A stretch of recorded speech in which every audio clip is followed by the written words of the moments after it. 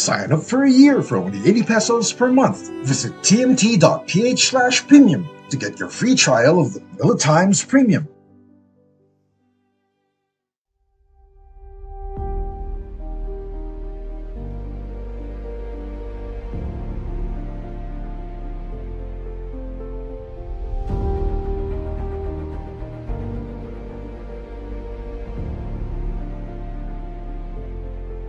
Noong 2016, tinanggap natin ang hamon na baguhin ang tingin ng mga tao sa mga motorcycle taxis. At sa ating pagsisikap, nakabuo tayo ng isang matatag na komunidad na patuloy na lumalawak at lumalago hanggang sa ngayon. Nabigyan natin ng trabaho at oportunidad ang libo-libong motorcycle riders sa Pilipinas.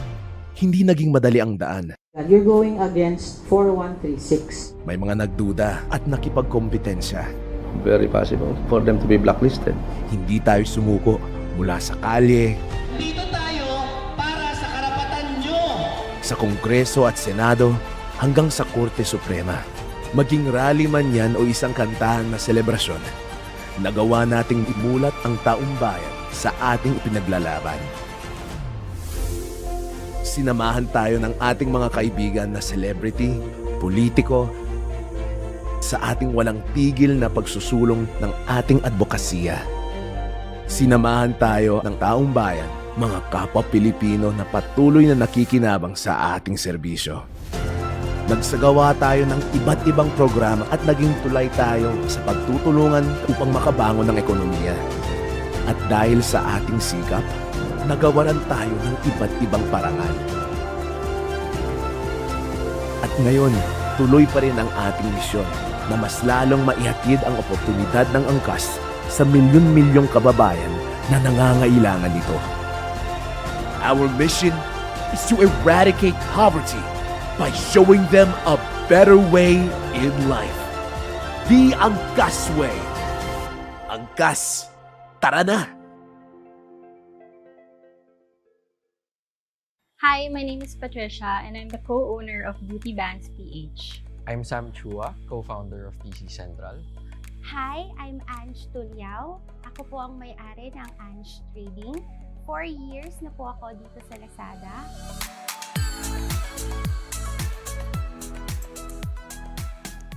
I started in e-commerce in 2017.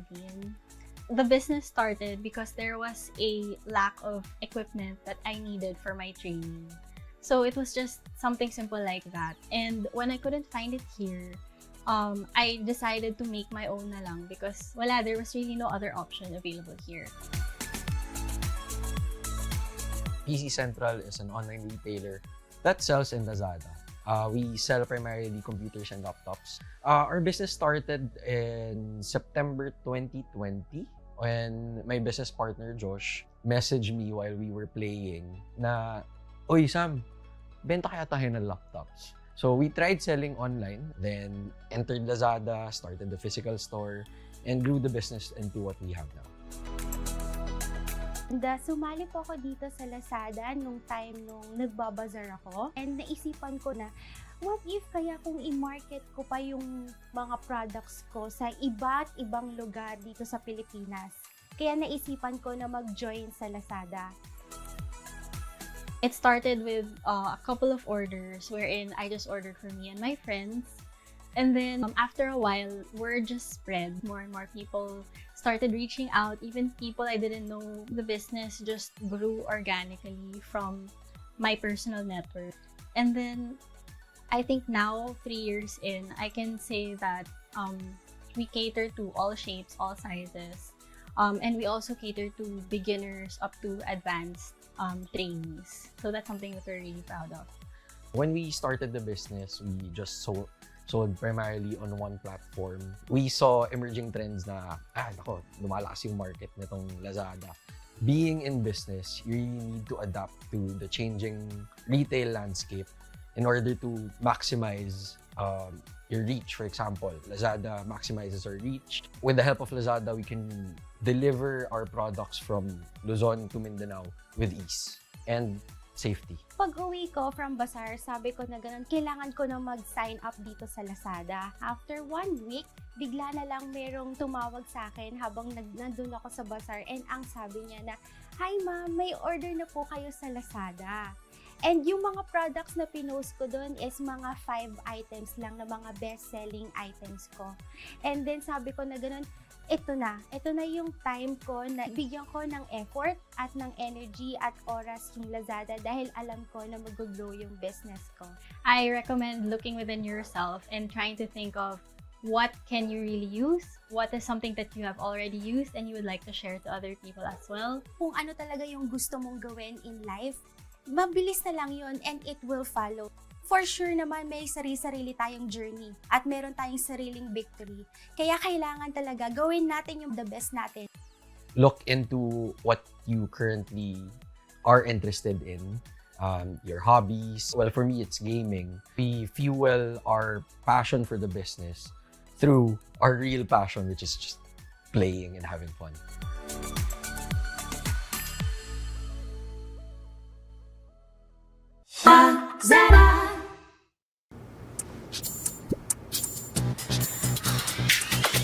Dito sa Lazada, kaya mo yan. Pagbentang parang winner, kaya mo yan. Dito sa Lazada, kayang gawin. Sellers ang champion. Dito sa Lazada, kaya mo yan. Welcome to Maple Grove. Nestled in one of the South's most progressive provinces, it is composed of several modern residential condominiums, a first-of-its-kind resort-inspired premium village, and a soon-to-be bustling commercial district, all within a few meters from each other. Like other mega-rural townships, Maple Grove boasts features and amenities that are integral in keeping a healthy balance between various aspects of one's life. Maple Grove redefines a balanced way of life through a master-planned township that allows one to have a well-rounded lifestyle. Situated in the up-and-coming city of General Trias in Cavite, Maple Grove stands as a testament to Mega-Rural's ever-growing pursuit of providing townships built for modern living. Together with the government's infrastructure projects aimed at decongesting Metro Manila and boosting economies in key cities and provinces in the Philippines, Maple Grove is expected to be at the center of rapid regional growth and development. Access to the province and neighboring areas will now be faster, easier, and more efficient, bringing with it investments, tourism, livelihood, and a promise of a progressive city for its residents and all stakeholders. With the forthcoming developments in and around its vicinity, its central and strategic location, and well-designed components, Maple Grove is an embodiment of a modern township that allows for a balanced and harmonious way of life, letting one have the luxury of time and peace of mind. Quality of life comes when it is in balance. Even in the fast-paced lives that we all lead, we seek to pursue harmony in our lifestyle, careers, and relationships. Now comes a development that incorporates this at the core of its concept. Welcome to your Mega Rural Township.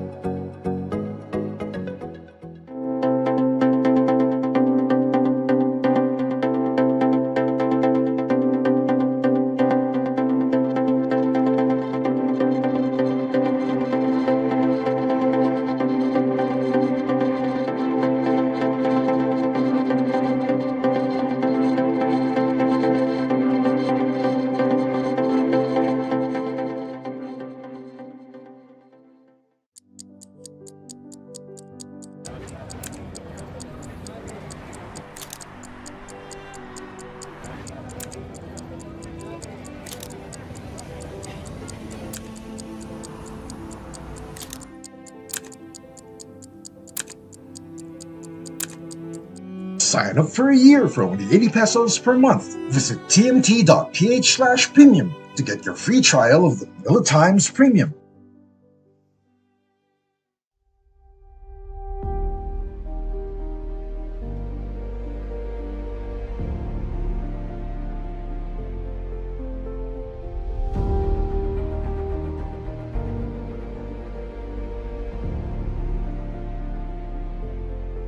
Noong 2016, tinanggap natin ang hamon na baguhin ang tingin ng mga tao sa mga motorcycle taxis. At sa ating pagsisikap, nakabuo tayo ng isang matatag na komunidad na patuloy na lumalawak at lumalago hanggang sa ngayon. Nabigyan natin ng trabaho at oportunidad ang libo-libong motorcycle riders sa Pilipinas. Hindi naging madali ang daan. You're going against 4136. May mga nagduda at nakipagkompetensya. Very possible for them to be blacklisted. Hindi tayo sumuko mula sa kalye, Dito tayo para sa karapatan nyo. sa Kongreso at Senado hanggang sa Korte Suprema. Maging rally man yan o isang kantahan na selebrasyon, nagawa nating imulat ang taong bayan sa ating ipinaglalaban. Sinamahan tayo ng ating mga kaibigan na celebrity, politiko, sa ating walang tigil na pagsusulong ng ating advokasya. Sinamahan tayo ng taong bayan, mga kapwa Pilipino na patuloy na nakikinabang sa ating serbisyo. Nagsagawa tayo ng iba't ibang programa at naging tulay tayo sa pagtutulungan upang makabangon ng ekonomiya. At dahil sa ating sikap, nagawaran tayo ng iba't ibang parangal. At ngayon, tuloy pa rin ang ating misyon na mas lalong maihatid ang oportunidad ng angkas sa milyon-milyong kababayan na nangangailangan nito. Our mission is to eradicate poverty by showing them a better way in life. The Angkas Way. Angkas, tara na! Hi, my name is Patricia and I'm the co-owner of Beauty Bands PH. I'm Sam Chua, co-founder of PC Central. Hi, I'm Ange Tulyao. Ako po ang may-ari ng Ange Trading. 4 years na po ako dito sa Lazada.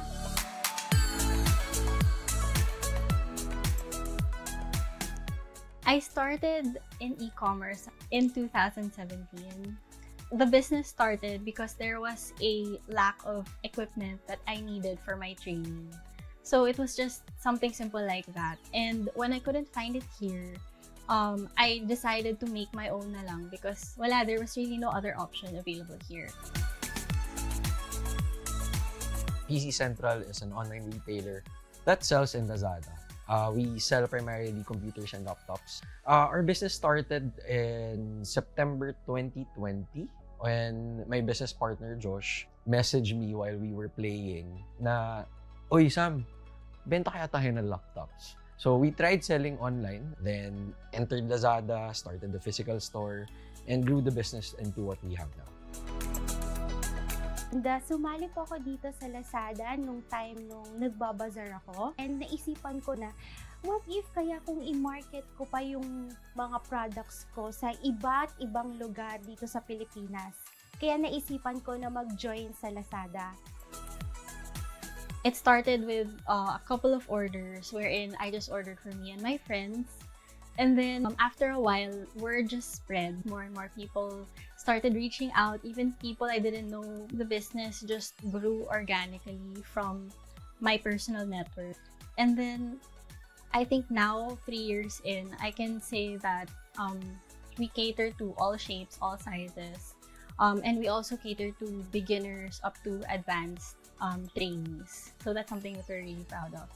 When we started the business, we just sold primarily on one platform. We saw emerging trends na, lumalakas yung market nitong Lazada.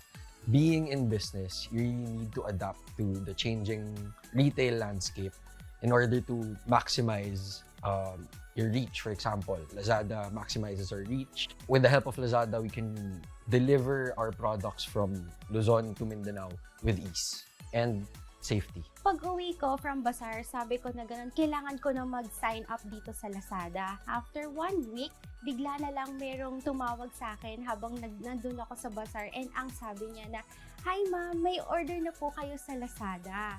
And yung mga products na pinost ko doon is mga 5 items lang na mga best-selling items ko.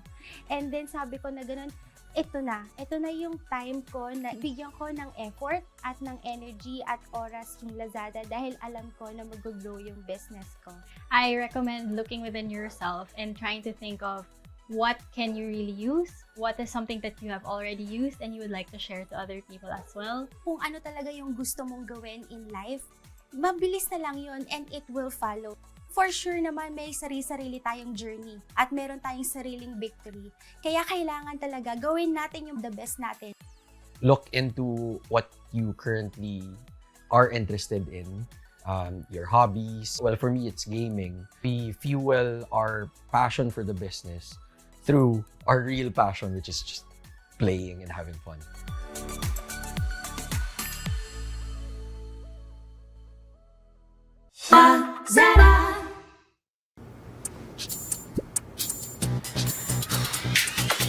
Dito sa Lazada, kaya mo yan. Pagbentang parang winner, kaya mo yan. Dito sa Lazada, kayang gawin.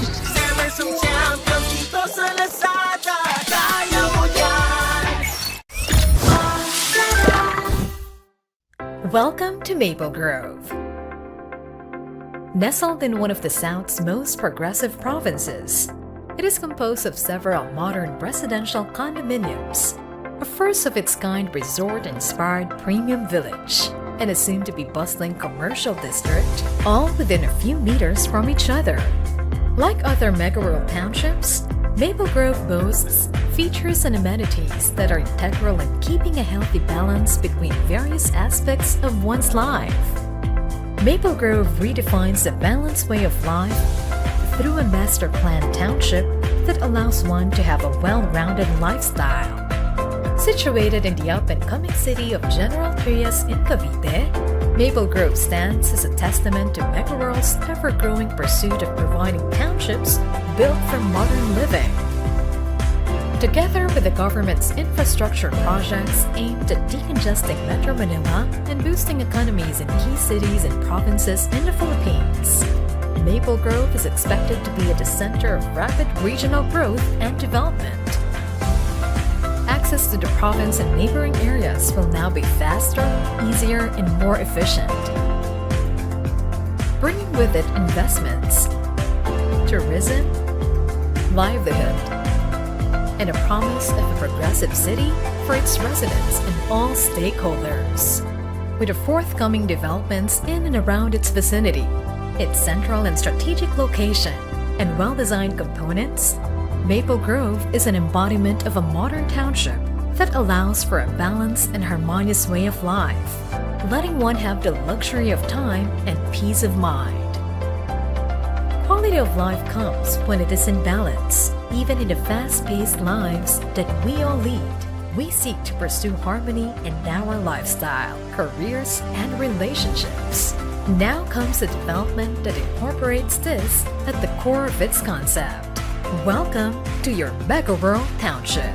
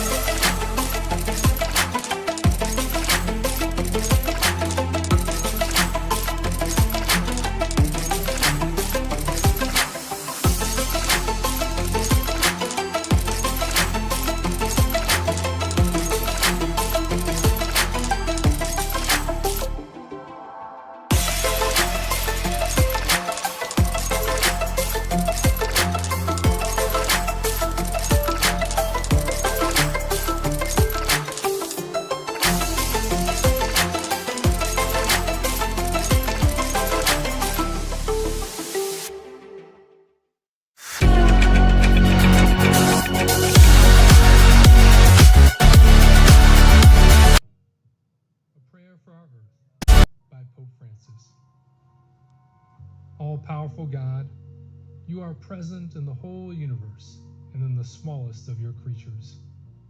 You embrace with your tenderness all that exists. Pour out upon us the power of your love, that we may protect life and beauty. Fill us with peace, that we may live as brothers and sisters, harming no one. O God of the poor, help us to rescue the abandoned and forgotten of this earth, so precious in your eyes. Bring healing to our lives, that we may protect the world and not prey on it, that we may sow beauty, not pollution and destruction.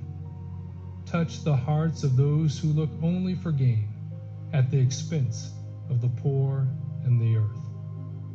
Teach us to discover the worth of each thing, to be filled with awe and contemplation, to recognize that we are profoundly united with every creature as we journey towards your infinite delight.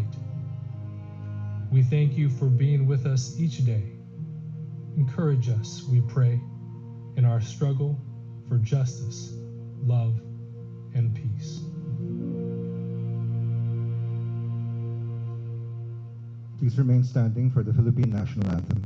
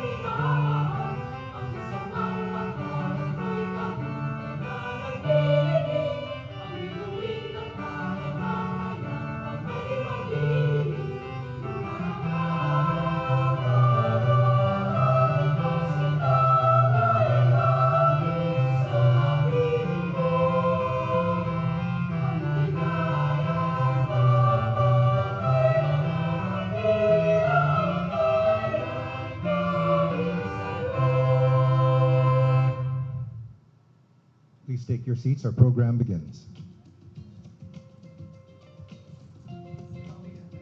Good morning to all dignitaries, honored guests, and delegates, and welcome to the Manila Times Digital Transformation Forum with an outlook for 2024, entitled Tech Trends and Financial Forecasts. Magandang umaga sa inyong lahat. My name is Dafort Villaseran, the Manila Times or TMT editor, and your co-host for this morning. Joining me as co-host is Ezra Raya, news reporter for the Manila Times. Thank you so much for having me, Dafort, and I'm happy to be here. And we have very, very interesting forum for today. Yes, very interesting. We do have 5 speakers who will be giving us various aspects of the outlook for 2024. And we do hope to be able to see new things and be able to tap into the possibilities that await us in the coming year, which is just a couple of weeks from now, actually, if you think about it. Yes, and we have a lot of honored guests who will be speaking today, and later on they will be joined by the Manila Times IT editor Jing Garcia and Manila Times columnist Ben Kritz on stage to moderate the fireside chat portion of the program. So merong palitan mamaya, Dafort. That's right. And this is all very exciting. And we will actually help advance the country to the forefront of the 4th Industrial Revolution. Hopefully, this is part of the agenda this morning, and we'll be able to talk about things like e-commerce, cyber threats, and cybersecurity. And of course, you have all sorts of system innovations that not only optimize human capital and growth, but at the same time ease the adoption and integration of all these things that we'll be talking about today. Right, Ezra? That's right, Dafort. Our speakers will cover forecasts for 2024, the coming year. Grabe, patapos na pala yung 2023, ano? Not yet. Marami pa tayong mga deadlines. I'm sure everyone can relate to just hold on until we're able to complete everything that we need to do on our agenda. So today we'll learn a lot from digital payments, cyber resiliency, and the future financial technology to quantum computing in banking and finance services. That's right. So maybe we should not keep people in suspense and proceed with our program proper.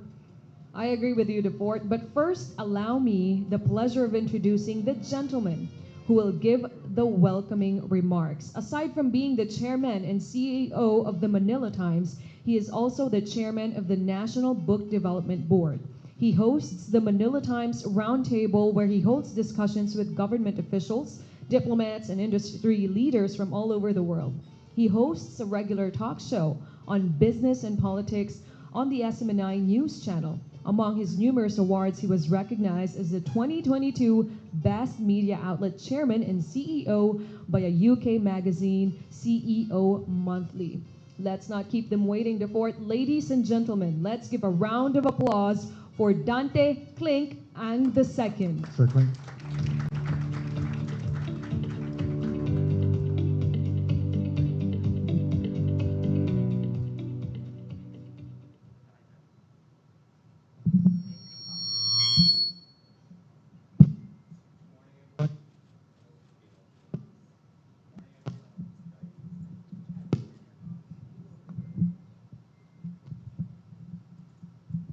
Good morning, everyone.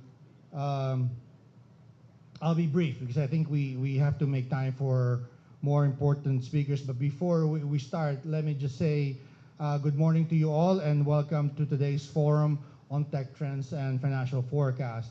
I'd like to, of course, acknowledge our keynote speakers this morning, the Honorable Ivan Janoy, Secretary of DICT. Sir, nice to see you. The last time I saw him, I interviewed him on my program, the SMNI. And also, I see here that we have Mary Joy Abueg, the President of the National ICT Confederation of the Philippines. Let me just mention that there are other speakers who are not here today, but let me also greet them. Mr. Carlos Barrera, CEO of Lazada Philippines, Marlon Solongon, Chief Information Security Officer of Maybank Philippines, and of course, Mr. Lito Villanueva, Chief Innovation and Inclusion Officer of RCBC. My colleagues at the Manila Times, ladies and gentlemen, again, welcome and thank you for making time for today's forum. The topic today is very appropriate. It seems like everyone is talking about technology, in particular artificial intelligence, and I think it's also timely that we're going to be hearing from Secretary Uy, who just came back from an APEC meeting, and we monitored that he has spoke about artificial intelligence. So there is so much to cover really, but I'm glad that we are covering a more focused topic, which is about our wealth. So I'm not a techie, but I do look forward to the presentations that are going to be made today. I do realize that even in our field, in journalism, we're constantly asked what will be the impact of technological change, in particular artificial intelligence on journalism. But that is, I think, a subject for another media forum. Let me just say that today's event would not be possible with a number of valuable partners who have supported today's forum as well as others that we have organized in the past. They include our co-presenters, Angkas, Lazada, MegaWorld, our sponsor Infinivan, our special partners eCloud Valley, Home Credit, Jessin Company, Tendeli, of course our media partners, SMNI News Channel, the Manila Times TV, our venue partner Discovery Premia, and our many institutional partners who will be recognized later. Let me also do some shameless plugging that this event is being live streamed online, as we do with most of our events. So for those of you who are looking forward for a more digested reporting on today's discussion, of course, they will be reported in the Manila Times print and digital edition. There are two different editions. They will be also shared on our various digital platforms. And of course, if you want to read more, if you did not see the 125th anniversary edition of the Manila Times, there were a number of articles there about today's topic, in particular, artificial intelligence and what comes after AI, which is, I think, quantum mechanics, quantum computing. But again, as I said, I'm not an expert. The people who are more knowledgeable about that will be talking about those. Let me just end here so that we can get on with the program. I think everyone is excited to hear what our speakers have to say. Again, good morning and welcome. Thank you.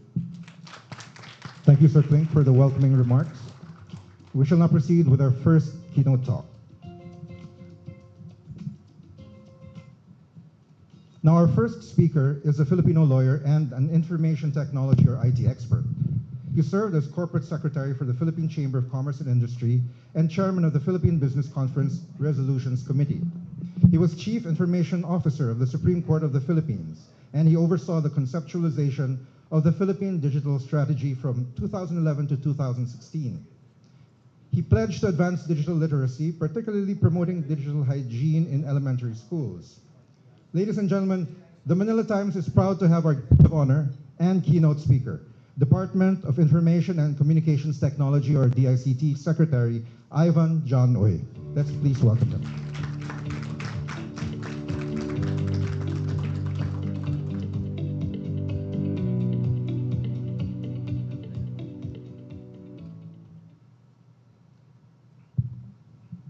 Thank you very much for the kind introduction. Of course, I'd like to greet Mr. Dante Clink Ang, Chairman and CEO of Manila Times, and Ms. Blanca Mercado, the COO. My co-speaker today, Mr. Carlos Berara of Lazada, Dr. Mary Joy Abueg of the NICP, and to all the other speakers who are here in the room, friends, ladies and gentlemen, a pleasant morning to everyone. It is indeed my distinct pleasure to be part of today's Digital Transformation Forum, where technology experts, industry leaders, and private sector partners come together to discuss the emerging trends of technology and chart the future of the financial sector in the country. Forums like this are crucial platforms where we can deepen collaboration and knowledge sharing as we navigate the fourth industrial revolution. Every day, we're awed by the speed and the breadth of technological innovation, particularly with frontier technologies such as AI, cloud computing, data analytics, Internet of Things, blockchain, and many more. These critical and emerging technologies serve as catalysts for economic growth by driving enhanced productivity in our industries and creating more value for both business owners and consumers. Our ability to harness these technologies and all the technological marvels that it provides will ensure the expansion of our digital economy, which in 2022 has contributed 9.4% to our gross domestic product. The E-Economy Southeast Asia 2023 report, a multi-year research program by Google, Temasek, and Bain & Company, stated that the Philippines' overall digital economy is expected to hit $35 billion by 2025. Thus, it is imperative that we embrace these innovations and ensure that Filipinos will be able to harness all its benefits. The DICT is at the forefront of rolling out initiatives to steer towards a digitally transformed and empowered Philippines. Recognizing the potential of digitalization to facilitate ease of doing business and help the government in making data-driven and science-based decisions, we recently launched, actually last June, the eGovPH app with no less than the President of the Philippines. This app brings together various national and local government services into a single sign-on, user-friendly platform, streamlining interactions with government agencies and reducing opportunities for red tape as well as corruption. As of November 24, 2023, we have already over 1 million downloads of this app, and we haven't started marketing it yet. It's just by way of friends sharing with each other the benefits of that app. And of these, 645,000 has been verified. What do you mean by verified? Means that the identity of the person who downloaded the app has been rechecked and has been ascertained to be genuine Filipinos with a corresponding Philippine ID. Out of that number, also another 420,000 of them have been able to generate their digital national ID using this app. As you very well know, the Philippine Statistics Authority is the one in charge of deploying a national ID. And there has been a significant delay in deploying the physical printed national ID. So what we're doing is we're using the eGov PH app in order to deploy a digital version of that national ID. And to date, there are almost 500,000 already received their digital national ID. We're looking forward to formally marketing and doing intensive information campaign very soon on the eGov PH app. As soon as we're able to set up all the necessary infrastructure in order to handle the tens of millions of subscribers that will eventually be using this app. We've likewise partnered with 38 national government agencies, and for today, 3 LGUs to enable interoperability and eliminate the silos in the government ICT initiatives. Included in this eGov PH app are several sub-apps, such as the eGov Pay, the eLGU, the eReport, the eVisa, and the eTravel system. All these sub-apps have their particular function. I think most of you probably experience the eTravel app whenever you travel in and out of the country. It's simplified. You don't have to fill up numerous forms repetitively.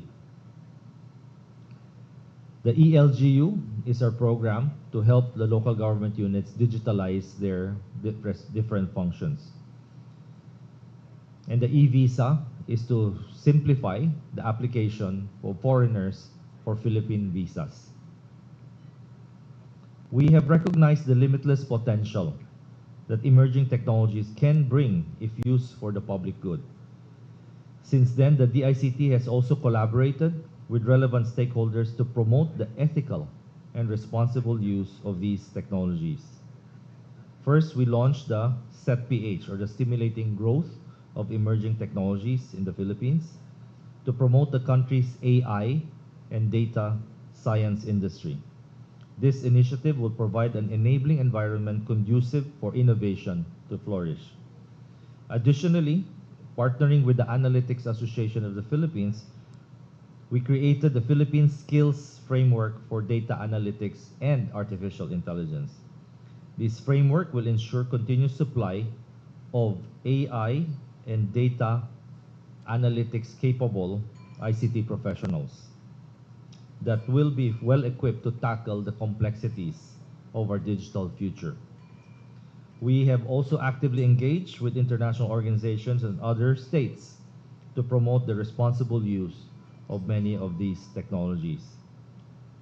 During the third ASEAN Digital Ministers meeting held last February, we led the adoption of a joint declaration that will enhance collaboration among ASEAN member states on the initiatives that will bridge the digital divide by providing technical assistance, capacity building, and accelerating digital transformation.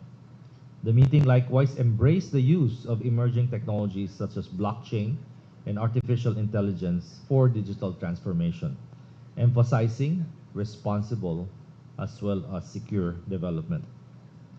More recently, I represented the Philippines in the Pioneer AI Safety Summit, which was held in Bletchley Park, UK, last November 1, where 29 participating countries worldwide collectively discuss how to safely manage AI risks and work towards a safe future for AI. We signed the Bletchley Declaration, where we resolved to continue collaboration in further studying the frontier, AI safety, and more responsible oversight of this rapidly evolving technology. And I was sharing with Blanca a while ago my opportunity to also meet with some of the AI champions during my meeting, during the meeting at the AI Safety Summit. Elon and Sam was also there. Sam Altman was also there before he was fired and before he was rehired. So our digital transformation journey is propelled by increasing access to reliable internet connectivity. Through our Broadband ng Masa program, we are providing Filipinos, especially those situated in the GIDA areas, or what we call the geographically isolated and disadvantaged areas, with access to economic, social, and educational, as well as health opportunities, so that they can participate in the vibrant digital economy. As of end November, we have already almost 10,000 access points in 4,400 locations across the 17 regions and 81 provinces plus Metro Manila, and 849 local government units across the country. In many of my visits in the remote areas, it's very touching when I see that these areas that have never had any internet connectivity, never had any communications facility, finally be able to connect not just to the relatives, but to the rest of the world through the technology. Our aggressive expansion of internet access across the country will increase the tech-savvy population of the Philippines, which will project to rise to 65 million, to 85 million actually in the next few years. This will drive the increased demand for fintech, for digital payments, and for other mobile payment platforms as we bring the 50% who are unbanked into a digital banking format or environment. We are committed to providing likewise a safe cyberspace for Filipinos. So the formulation of our cyber security plan for 2023 to 2028, and to achieve our vision of a robust and dependable cyberspace. We will strengthen our cybersecurity policy framework, proactively protect and secure the state and its people against cyber threats, and the increased capabilities of our cybersecurity workforce to address these threats. With these programs and projects, we are building an ICT ecosystem filled with opportunities for everyone, supported by the initiatives that will ensure a conducive business environment and promote the development of new and emerging technologies in the country. The fourth industrial revolution presents limitless possibilities and boundless ambitions. Rest assured that the DICT is committed to promoting, supporting, and harnessing all these disruptive technologies to support our country's digital transformation efforts. Together with the private sector and together with our friends in the media like Manila Times, let us harness together the technology that will drive the country's economic transformation and improve the lives of our citizens. Maraming salamat po at mabuhay tayong lahat. Thank you, Secretary Ivan. Could we invite you to be seated on our setup here as we call on our co-moderators for the first of 3 fireside chats that we'll be having today. We call on the Manila Times Sunday Business and IT editor Jing Garcia and Manila Times columnist Ben Kritz to please join Secretary Ivan for a deep dive into the topics of his talk. Incidentally, Ben writes a column titled Rough Trade, where he provides no-holds-barred insights on trade and industry issues. Jing and Ben, you have about 10 minutes to chat with Secretary Ivan.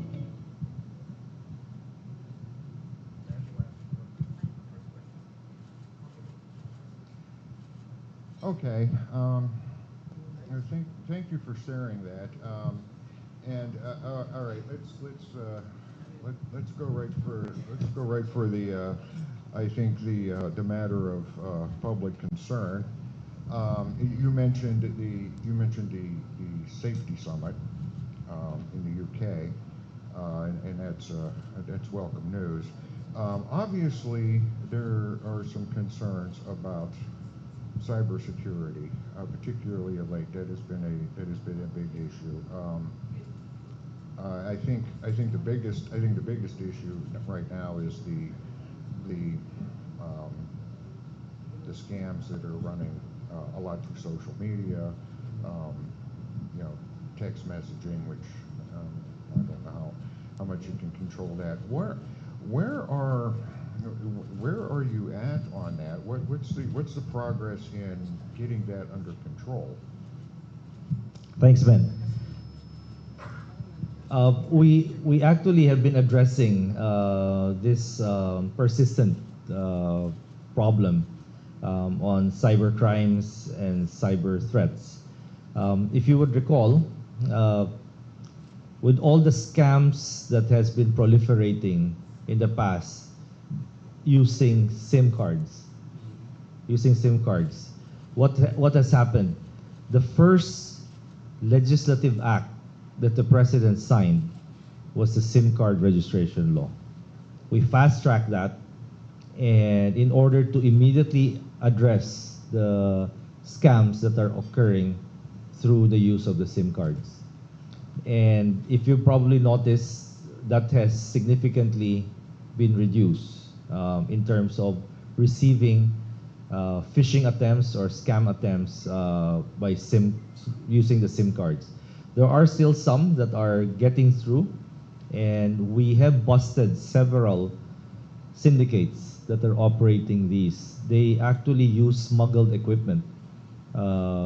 These are big, these are machines that can have 50 to 100 SIM card slots in these machines, and they do mass broadcasting. So we're working with the telcos, we're working with our intel groups in tracking down these syndicates. We've arrested thousands actually of them, both foreign and Filipinos.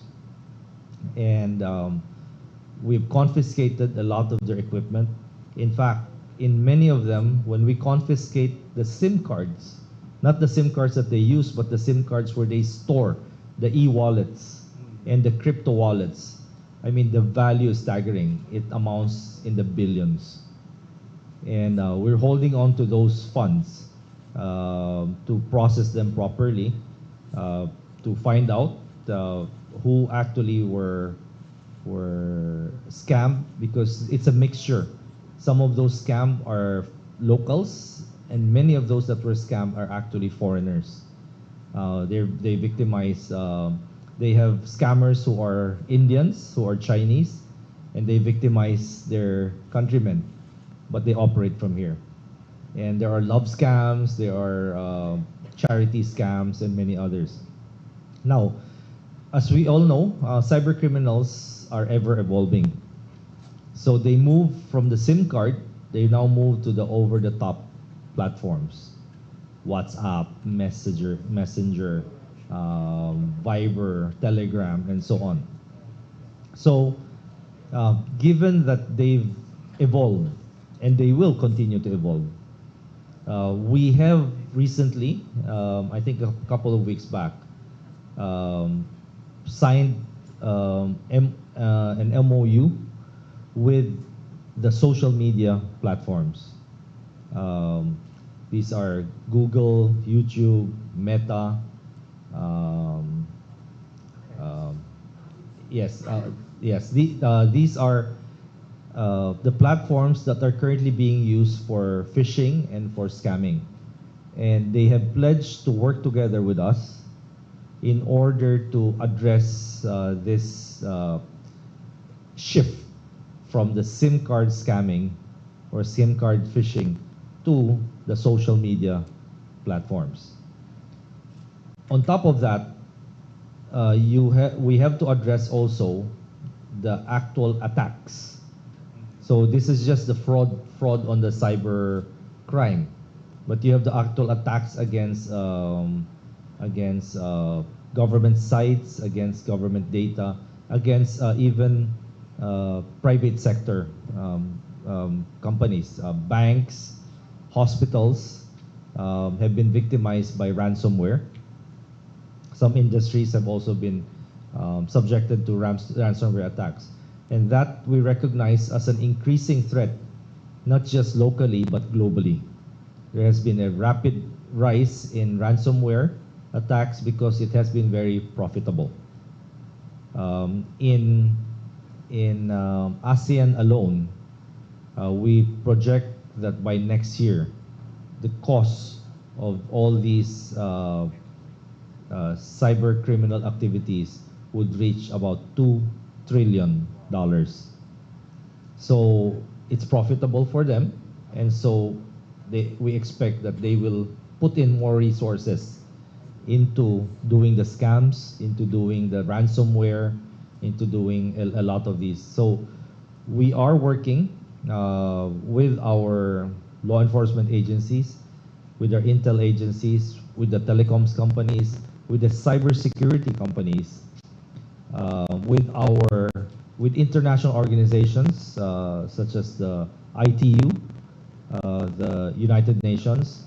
We are partnering also with our bilateral partners, Japan, Singapore, Estonia,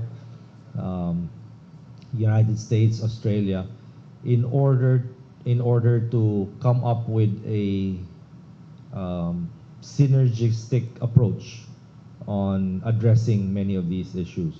I cannot go into many of the details without revealing how we're addressing it, but we are on top of it and expect more syndicates that will be busted and more arrests. In fact, our problem now is where to keep all the detainees, since we've already raided so many of them, and we have several thousand of them.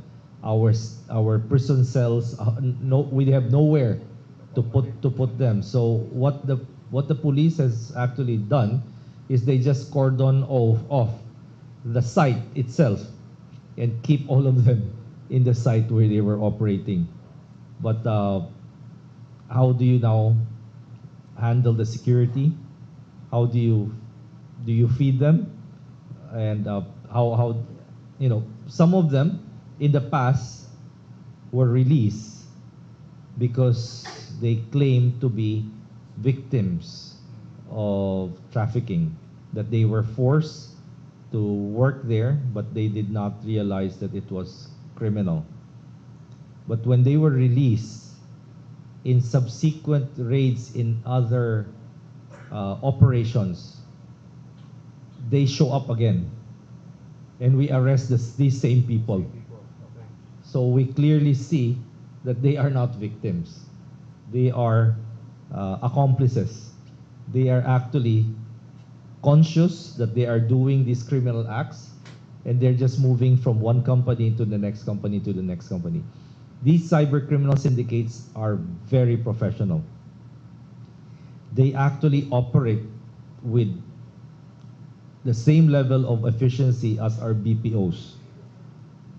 They have grouped themselves into different specialties. One group handles gathering of identities. So what do? They scour, let's say, cemeteries and get names, birth dates, and so on. They scour everything to gather as many identities as possible, dead or alive. Then that group now sells this information to another group that facilitates the production of the identity credentials. So using those lists, they apply for driver's license, for PhilHealth identification cards, for SSS, GSIS, whatever identity, postal ID, barangay ID, whatever. So the second group is the one in charge of getting all the cards and all of those. Then that information now is sold to a third group that does the harvesting of personal data. What they do, they research each of the individual. They use AI, they use many other methods in order to get the background of each one of them. Their family members, their home addresses, their school that they graduated from, the associations that they're linked with. Then once they gather all of that, it's now sold to a fourth group that now actively goes online and uses those information to fish for your credentials on your e-wallets. So they know your credit card information, they know where you bank, because the third group already did all the research there. So this fourth group now uses that story. They know that you're a single person that just broke up with your husband or with your wife, and so a love scam would be the perfect opportunity to use to entice you. That's how they profile you, fourth group. Then once they're able to successfully do it, they now sell that information to a fifth group that does the money laundering. And this group just does money laundering. They don't do any of the others. So they're very systematic, and each group are very good at what they do. Secretary, are we talking about POGOs here? Are this inside POGOs? Some of them use POGOs as a front. As a front. Some of them. Others don't.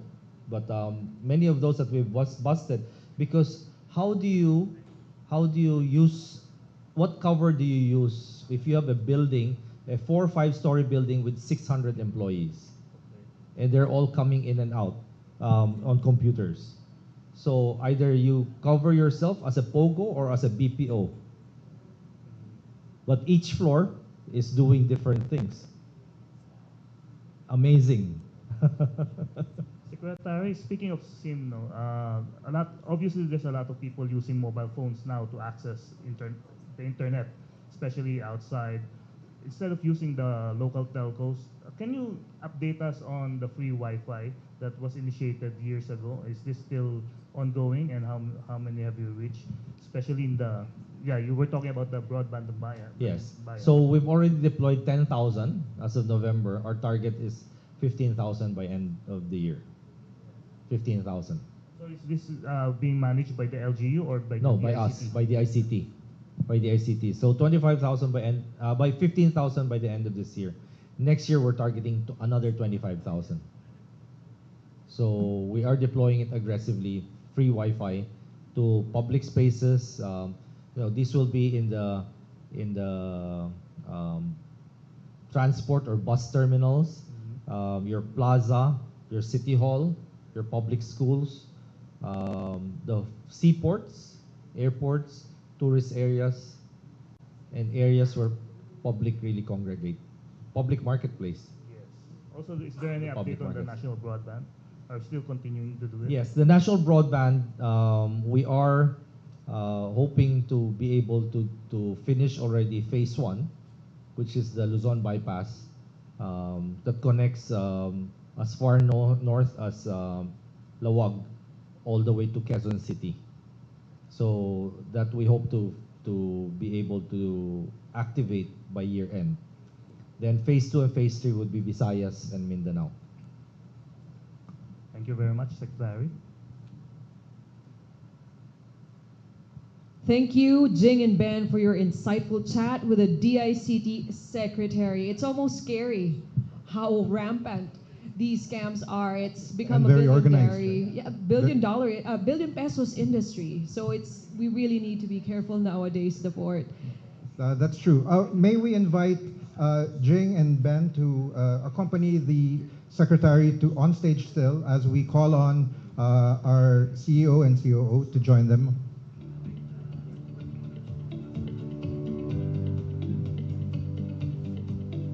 Our Chairman and CEO and our President and COO would like to present to you some tokens of our appreciation.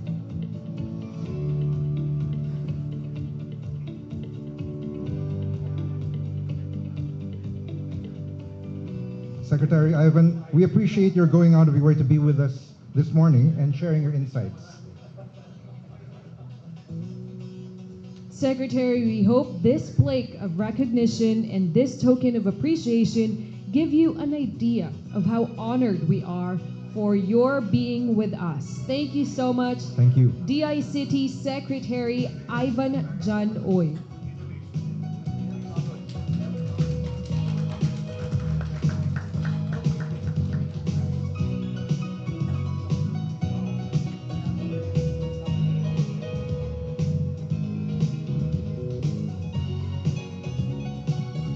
So what do you think, Ezra? What kind of scam would you be prone to in terms of the ones that mentioned by Secretary Ivan? Pero first of all, I would like to commend Or ikaw yung Secretary. magsascam ng ibang tao? Ay, naku, di ko kaya mag-scam the Ford. I just like to commend Secretary Ivan John Oy for knowing so much about the intricacies of these scams, ano? Such a good secretary. And it's very scary, the Ford. Kaya ako, when I see suspicious messages or suspicious email, block and delete agad. No opening. No That's what we hesitation ba do. yan? Yes. Oo. Well, I think then, given all the situations that were shared with us in terms of what we have to deal with in society, perhaps our next speaker would be able to give us some of the solutions and some of the new measures that can help ease or alleviate these concerns. That's a good idea. That's actually a good entry point for our second speaker. He is responsible for delivering the best online shopping experience to customers across the country. He has been doing so since 2014, having held various positions within the group, eventually rising to the role of Chief Operating Officer before being appointed Chief Operating Officer in 2022. With his extensive expertise and unwavering commitment to customer satisfaction, he has been driving the group's growth and solidifying its position as the leading e-commerce platform in the Philippines. Going from strength to strength. Yes. For our next speaker, it is my pleasure to introduce the CEO of the leading and fast-growing e-commerce platform in Southeast Asia, Lazada, Carlos Barrera.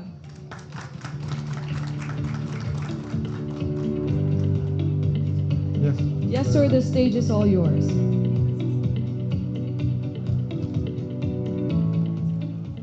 Good morning, everyone. I'm so happy to see all of you here, and this is a topic that's very, very close to our heart.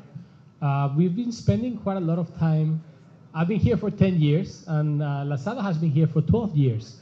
And when we talk always about tech and tech trends and the market, the reality is that we try to always focus much more on consumers' experience, and tech for us is almost like a commodity. It's just a way to get this to happen, right? The reality is that the tech industry in the Philippines is very, very nascent, and especially when it comes to the integration of tech, fintech, and logistics. But we're very excited to have been part of this from, I would say, almost the very beginning, and we're really excited about what's going to be happening in the next few years. So I don't want to bore you with a lot of the details or facts. I'm hoping to make this a lot more real and experiential, sharing why do we use tech to make Filipino lives better, and why tech is just an enabler to deliver the best possible experience and to maximize the value for every single MSME in the country and make everyone's life easier, right? So Lazada started with one thing in mind, and that was the one thing that we always use as our North Star. And we've been evolving, but we never really lost sight of that, which is convenience. Ultimately, the one thing that tech brings to the country is the possibility of doing things in a much better, faster, and cheaper way. So our commitment, and the main reason why we have been investing billions of dollars in the Philippines over the years, is to use tech to make everyone's life easier and to drive that type of convenience. Convenience means faster delivery. So we had to come up with the right tech solutions to drive faster delivery in the Philippines. Faster delivery is just extremely difficult when you look at a setup where people still use cash. The postal system and the delivery addresses are very, very challenging. And we had to adjust our app and the way we work and develop solutions just to make these deliveries much faster, right? At the same time, when you talk about tech, it's also about digitizing the entire country. I remember when I first came here, 2013, people were literally laughing at me for talking about these things. We were telling them how every single sari-sari store in the country will go online, how small business owners will be able to upload the entire catalog and all their products quickly just using their phone, and people were laughing. They thought that was impossible. There were all these concerns about how it was difficult for them to have the right connectivity, how it was challenging to get people to adopt and to use. And I really feel that one of the biggest barriers is that people don't realize how competent Filipinos are with tech. We always think about tech as this super complicated thing that people need to go to university for, and they love to talk about these developers with that dark stream, and like they look like hackers and very complicated. But the reality is that Filipinos are great at tech, and they're very, very good because they understand how tech looks like. There has been a massive change and switch in perception over the last few years because Filipinos are huge consumers of social media. They're great consumers of online products, and they actually know how a good product looks like.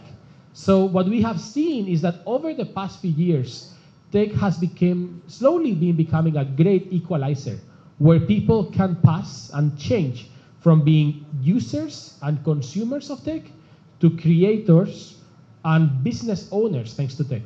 So over the past few years, what we have seen is that more than 500,000 Filipinos have become small business owners thanks to online businesses and thanks to Lazada, because they can create their shop within 30 seconds, just quickly taking pictures, and they have already experienced e-commerce, they have already experienced digitalization, so it's just very natural for them to run their business online. And that is the beauty of tech.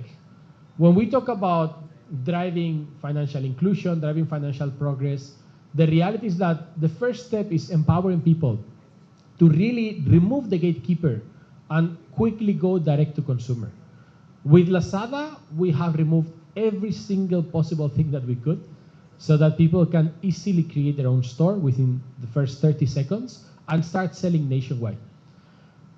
This is very complicated from a back-end perspective, from a tech perspective, but our North Star is convenience. So we keep removing layers and layers and trying to make it simple for everybody to run their storefront, right? One of the critical steps to drive tech adoption in the Philippines is making sure that everybody can quickly access apps and utilize their phones. We've seen a massive boom in accessibility and affordability. Even for us at Lazada, we sell millions of phones every single year, and we see how everybody is so aware of the ecosystem today. They use different apps, and the ecosystem has been uplifted, right? At Lazada, we've been very committed to partnering up. So we're very proud to be part of this community. And we think that one of the best things that are lifting the economy forward is that there's a lot of traction happening across neobanks, across wallets, across the entire spectrum of tech logistics. So I remember the first time we had these e-commerce and tech meetings 10 years ago, we were like 3 people in the room trying to figure out what we wanted to build. Today, every time I go into these meetings, there are more than 5 large associations for e-commerce, for fintech. Every time we go into these meetings, we see hundreds of companies that are very well funded. Today, there's a lot of investment coming into the country, a lot of tech investors, and a lot of different verticals, right? We've faced numerous challenges over the past few years. One of the biggest challenges has been cash on delivery. And that's where, together with a lot of the wallets, we have strong partnerships with GCash, with Maya, and we also have our own wallet. We have been able to invest to take Filipinos from a cash-based economy to a cashless economy. So we have been able to reduce the importance of cash on delivery and to move and migrate most customers into the fintech world and the wallet world. Majority of our transactions today are actually using some form of electronic payment. And what we see is that as we evolve new verticals like Pay Later, we launched our last Pay Later where people can easily borrow and access credit, or financing solutions for merchants are really propelling the economy forward. Fintech is one of the great equalizers because it allows everybody to borrow at a much, much easier, faster pace and lower rate, in general, without warranties and collaterals. So the way we think about Pay Later, we have a very accurate risk engine. We were talking earlier about data, inclusivity, and how data powers a lot of these things. The reality is that because we know people's customer experience, people's behavior, and past purchases, we're able to underwrite loans that no bank will be able to underwrite because it will be very complicated and they will be asking for warranties. We're willing to do this as a value add investment in the platform to get everybody to afford things that they cannot afford today. So we're seeing very strong momentum around financing, especially for appliances, for phones, for laptops. People use financing as a way to access these things that they will normally not be able to access. And the one thing that I'm personally the most excited about is the seller financing opportunity. I was mentioning earlier how there are more than 500,000 online businesses in the country. But the challenges that they're facing is that they cannot easily access financing. For them to become more professional, to become real businesses at scale, they need to be able to raise money and to finance their business. So we will be unveiling in the next few months a new set of solutions that will allow people to borrow through working capital loans in a very, very easy manner. We believe in a world where there are no gatekeepers. As a platform, we don't own our business. We're in the business of building businesses, right? So we're just hoping to connect these businesses with users. And ultimately, the one thing that we can do for all of them is to remove the friction and to enable them to grow their business. So we know the sales of a lot of these sellers, and we're constantly growing. The funniest thing is that even if e-commerce thing in the Philippines today, the e-commerce volume in the Philippines is more than $15 billion, it's the industry that's still growing at 30, 40%. So all our sellers feel that they're playing catch up. Imagine a moment like today where everybody's stocking up for Christmas and they need to buy 2 or 3 months of goods ahead. They just cannot do this. And that's one of the things that we want to do for them, because we'll be able to give them the financing ahead, maybe 2-3 months working capital, so they can really boost their business and improve their margins, right? So our commitment to convenience also means utilizing tech to adjust our experience end to end. I'm proud to share that for all our riders, our thousands of riders with Lazada Logistics, Lazada Express, and all the riders that are working with us for our third-party logistics, we work with more than 10 logistics partners. All of them have their own app, are constantly maximizing their deliveries and their efficiency, and are completely digitalized, being able to remove a lot of the roadblocks and to mitigate the impact of the failed deliveries. When I first came here, we had a very, very high failed delivery rate because it was almost impossible to deliver in certain areas. The addresses that people give when they upload their Lazada address delivery are things like second corner after the basketball court when you see the orange house to the left. This is how we've had to map. But today, thanks to our integrated logistics solutions, we have the exact address of every single user, and we can geotag the addresses of these users and have smart routing so every rider can very, very quickly go to the right route and deliver much faster. This means much higher productivity for everybody and much, much lower failed delivery. And this is one of the most frustrating things that can happen online, but today has really been mitigated, right? Now, as we continue to invest and we want to amplify our presence in the Philippines, the next frontier is getting closer to the customer. So we have launched our priority delivery in Greater Metro Manila and Luzon. Today we're delivering within 48 hours in Metro Manila to make it much, much easier for people. Sometimes we don't even want them to think. We just want them to know that it's easier for them to buy online and to buy from Lazada than having to go somewhere else. But the next big frontier is investing nationwide to develop hundreds of hubs in the provinces so we can deliver faster and get much closer to the sellers and to the customers. This is our commitment, and we have been developing large infrastructures like sorting centers. We have one of the largest warehouses in the Philippines in Laguna with more than 80,000 square meters. It's what we call a 5-star warehouse where we can fulfill any type of item from Nike to the smaller sellers. And we offer this service to everybody in the Philippines because we believe that what's relevant is offering this so that people don't have to develop their own solutions.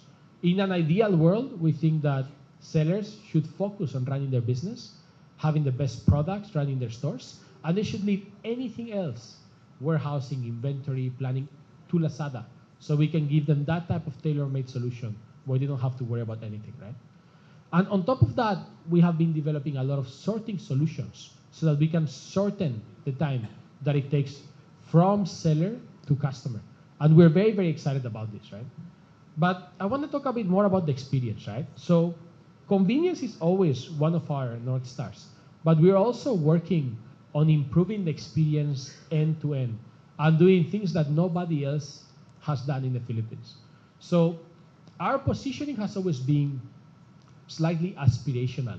We want people to enjoy buying at Lazada and to feel proud of buying at Lazada. So convenience also means trust and knowing that you will be made whole when you buy with us. So we rolled out a lot of new solutions like money back guarantee. Whenever you have an issue with Lazada, thanks to the new journey and the app, the moment that you receive your item, you can just click that the item was not received as expected and you will be refunded. And then we will investigate and figure out what happened. And it also means that we have the best returns and refund experience, where we are constantly evaluating what happened and refunding buyers proactively to make sure that they don't have to worry and passing the problem to the platform where we investigate with our buyers, right? Now, I'm very excited about the next big trends, right? So when you look at the e-commerce situation in the Philippines today, we have grown very fast, but there are still certain areas that haven't been very, very digitalized. So today, the main industries where e-commerce has made a huge dent are electronics or fashion. But the next big frontier is FMCG, fast-moving consumer goods. So we have launched our own online supermarket last March, where we have more than 10,000 items that people can buy online. And we're very excited about the opportunity to digitalize the grocery space. And we're working very closely with all the largest pharmaceutical companies in the Philippines to launch Last Pharma. Today we're selling a lot of OTC medicines and a lot of different products, and we'll continue to evolve to really cover and get all the pharma closer to Filipinos in a much faster and convenient way, right? Now, for us, the only way to achieve all these things is by developing the right safety and security solutions. I really enjoyed the panel earlier because you can see how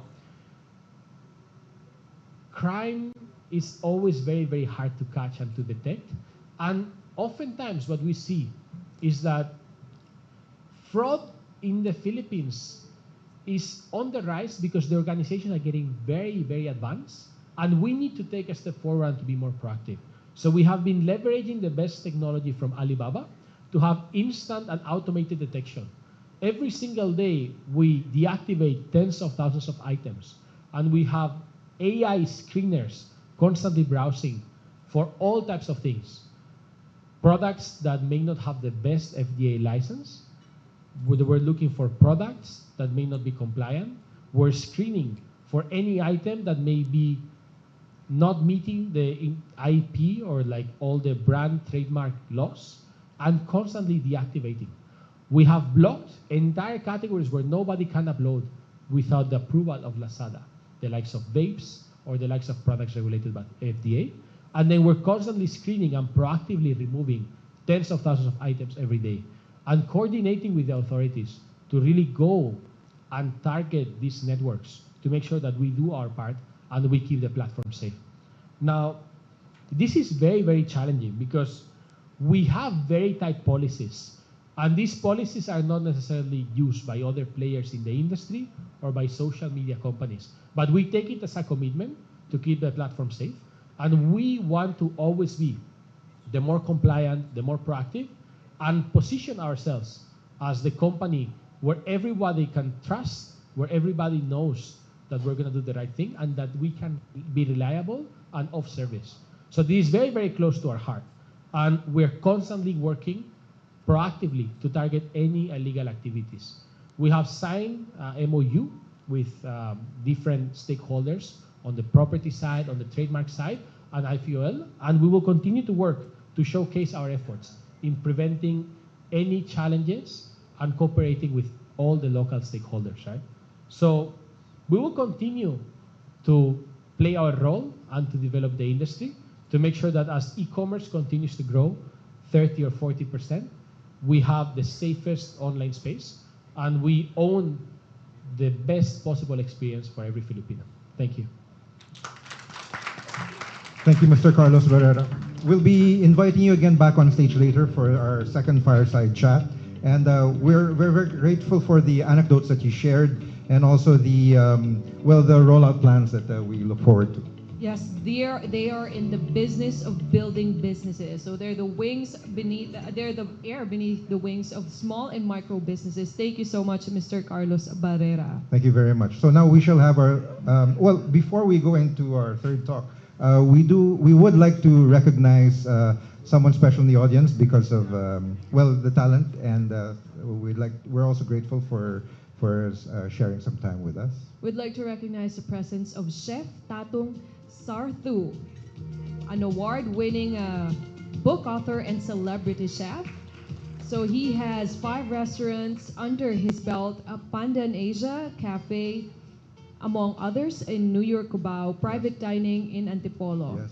Yes. So he has received and won the grand prize for Best Celebrity Chef book at the 29th World Cookbook Awards held at Riyadh. Welcome, Chef Tatong Sarthu. Thank you very much for being with us. We're very grateful.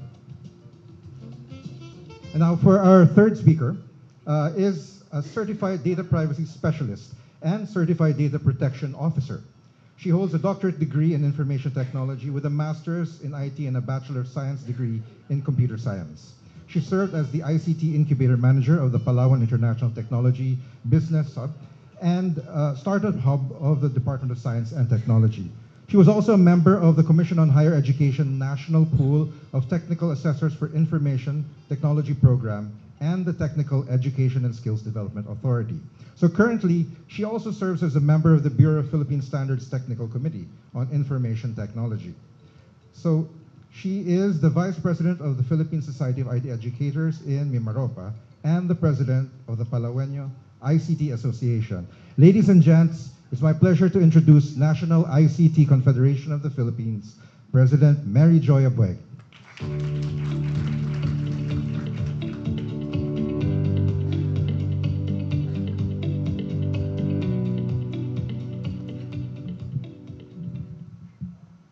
Mayad na timprono kanindong tanan. Maraming salamat, Manila Times. I would like to also to extend our gratitude to Mr. Ang and Ms. Mercado. So, good morning, everyone. So, we are the National ICT Confederation of the Philippines, started in 2010 as a conference and now into a confederation with 10 ICT council all over the Philippines.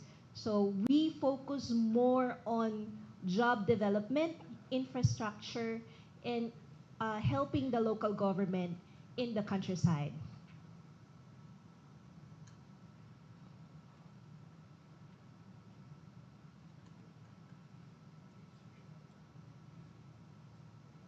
There you go.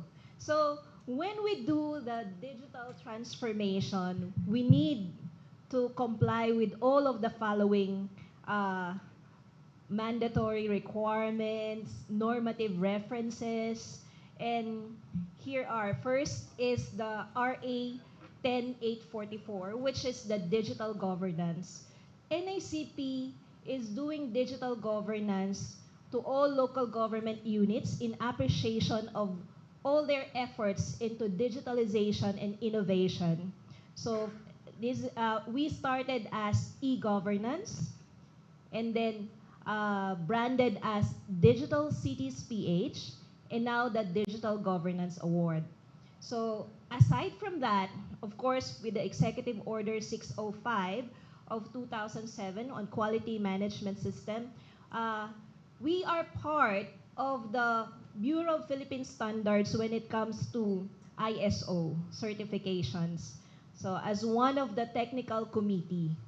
And of course, when you do digitalization, it needs to have the Data Privacy Act. It needs to comply with the Data Privacy Act of 2000, that is 10173. In that thing that we help other LGUs in complying with the Data Privacy Act, as well as the awareness, yearly awareness of all the ICT councils from Luzon, Visayas, and Mindanao. So aside from that, another compliance in order to push through with the digital transformation is the ease of doing business. Right now, we have the law on RA 11032 for ease of doing business. Yearly, we have this ease of doing business as sharing of best practices in each local government units, the city, municipality, and the province itself. So this is recently our digital governance, wherein we together with the DICT, the Department of Information and Communications Technology, the DILG, the Department of Interior and Local Government, as well as the National ICT Confederation of the Philippines, wherein yearly we had this Digital Governance Award. So it is a project that recognizes another set of LGU units with their exemplary information and communications technology solutions. So for their local constituents, business stakeholders, and fellow government offices. So this is a venue wherein they can share their best practices to other LGU or local government units on their system, in their innovation, and then as well as their digital transformation practices. Okay, so what are the objectives of this digital governance? So first is to highlight and encourage the effective and efficient utilization of ICT in delivery of services and performance of duties and responsibilities by the local government. So aside from that, the best is to share and replicate innovative practices and concern, and commend, collate, and document local government in integrating ICT in their process to serve as example and benchmark of other LGU. So to improve business and development, social services, and general ecosystem of the LGU, and motivate the private and business sector to actively participate or invest in the growth of LGU. So just like one of the city here in the Philippines, presented by Mayor Isko during that time, and he said, during the time that we did not embrace digital transformation, the queue of business permit and licenses is from Manila City Hall to SM. So that's how long it is. And now we embrace digital transformation, digitalization. You can now register your permit or your business permit until 11:59 in the evening. Unlike before, until 5 p.m. So there's no queue, but they have 10 million revenue in 1 year. So that's a good start, right? When embracing digital transformation. And lastly is to improve or to promote citizen responsibility and participation, as well as accountability, efficiency, and transparency in governance, responsibility, and encourage innovation. This is how the freedom of information comes in. This is how the cybercrime law comes in, as well as the Data Privacy Act comes in. So these are the main categories when we recognize the digital governance. First is the customer empowerment, business empowerment, interoperability, and the government internal operations. So recently, through our partner Huawei, we award the champion, Rojas City, as one of the champion for digital governance. Okay, aside from that, we also do the Ease of Doing Business Forum that is yearly, no? In partnership, of course, with the DILG. So, together with other partners as well, wherein each of the cities and municipalities present their digitalization process, as well as sharing of their best practices. So why do we need to push through with this digital transformation? So in coordination with IBPAP, in which our partner and we closely work together with DICT and David Lichu, a real estate company, they said that based on their research, the IT BPM sector has grown rapidly with a potential market value of 5.5% and headcount growth of 5% per annum. So in 2002, Philippine industry contribute 29.11 billion to the economy, and that represents the 8% of gross domestic product. So this is why DICT, together with the NICP and other agency, push through with the digital cities in order to help them with the digital transformation. So by 2025, these are the next digital cities, and by 2030, there will be another batch of 30 digital cities as also part of the ICT councils of the National ICT Confederation of the Philippines. Yan. Some of the examples of digital cities. So if you're going to invest in a particular city, it is all available, downloaded, all their data within city and municipality when it comes to their talent development, when it comes to their ease of doing business, the cost like electricity, water, internet, and so on. So as well as the data in every offices of the particular cities and municipality. It is now available online and downloadable. So that's good for business owners or business investors as well. Okay, aside from that, together with the Chamber of Commerce and NICP, we work closely with the talent development to push through with this digital transformation. We also launched the Innovation Summit, wherein we work hand in hand in order to give more capacity development in all ICT councils, not just in Mindanao, but in Luzon and Visayas as well. So that is Undersecretary Josel Batapa-Sige and Ms. Belinda Torres of the TESDA. Okay, recently we partnered with CyberSphere, and it's about the e-governance program of the Philippines, so as well as cybersecurity. So of course, when we embrace digital transformation, we also need to embrace cybersecurity and protection of data. So we also partner with the FinTech Alliance, Philippines, or Cybersec Philippines, and in order to create more talent, so we are also partner with the IT BPM or IBPAP Association, together with other association, the analytics, the cybersecurity, and Analytics Association and the Philippines and ICT Cybersecurity Association, together with TESDA as part of the industry board, wherein we need to create more talents for the IT BPM company.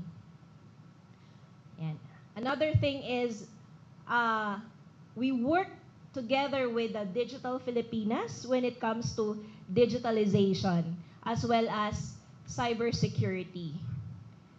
So this is one of the examples of the activities wherein we also do awareness when it comes to data privacy. Of course, not just the ICT, also the Cybercrime Investigation and Coordination Center. So we support all of the initiatives of CICC when it comes to cybersecurity. So recently, together with the ICT Secretary, we launched the Customer Application Assurance Monitoring System. And top of that is Lazada. Lazada is always top on that monitoring system, which means it says very good. No? I saw that. Every day, top is Lazada. So, which means it's a very good app. So, aside from that, we also support the Cyber for Peace initiative with the Armed Forces of the Philippines. So, recently, with the cybersecurity group, together with the Canadian Embassy.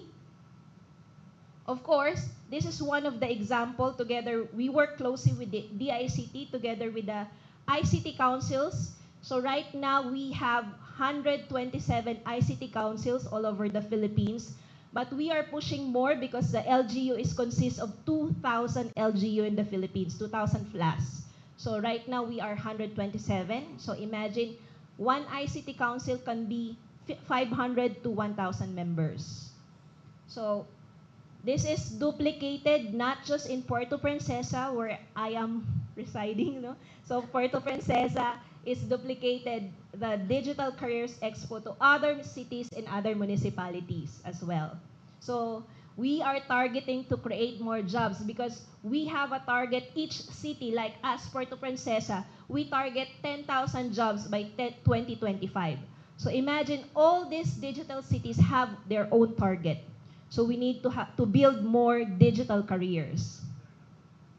So aside from that, as I mentioned, ISO is also part of the digitalization.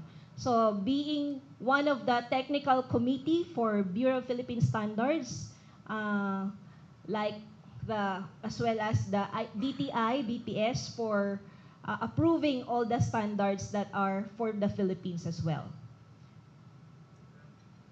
Yan. Of course, in order to spread out, we all know that the certification of cybersecurity is very costly.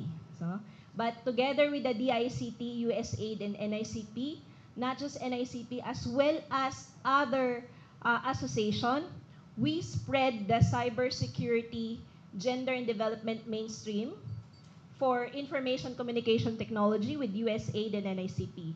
So this is free, an entry-level cybersecurity certification for all government employees. Imagine, if you will get the certification, it costs 60,000, minimum of 60, or some are 35,000 for a particular certification, but this is free for all government, So yun. So here are the examples of some of the webinars for 2023.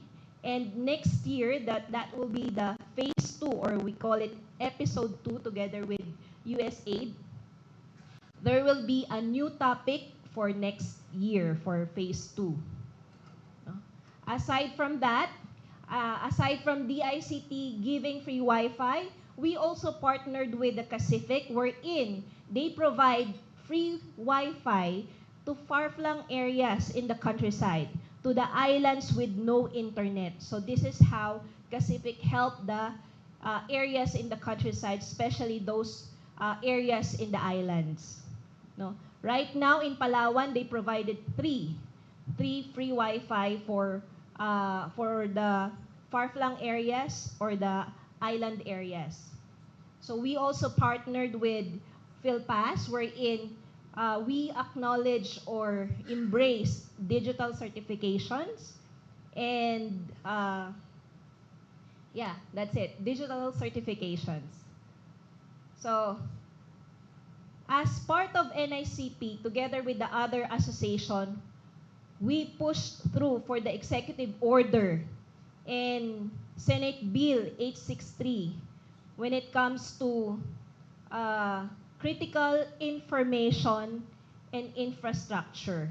So we need to boost this critical information and infrastructure so that the system will be protected with security and privacy. So another thing, together with some of my co-speaker here with Lito Villanueva, so we have a joint statement of support for the proposed Open Access in Internet Service Act. So in this case, it lowers the barriers and cost to market entry of internet network operators by simplifying registration and qualification process for providers and make broadband network development faster and more efficient by promoting infrastructure, sharing and streaming the approval process of permits to install broadband infrastructure. So why are we doing this? Because according to these telcos, as of 2023, there are 60,000 pending permit for the building of towers. Imagine 60,000 towers pending for 2023. So that is why we push through for this Open Access and Data Transmission Act. Now we wonder why our internet is slow, is so slow, no? Because of that pending 60,000 permits for the towers. Okay. So again, together with the other associations and organizations, when we pushed through for the Data Transmission Act. So recently, as mentioned by DICT Secretary, we launched the eGov Super App in Malacanang.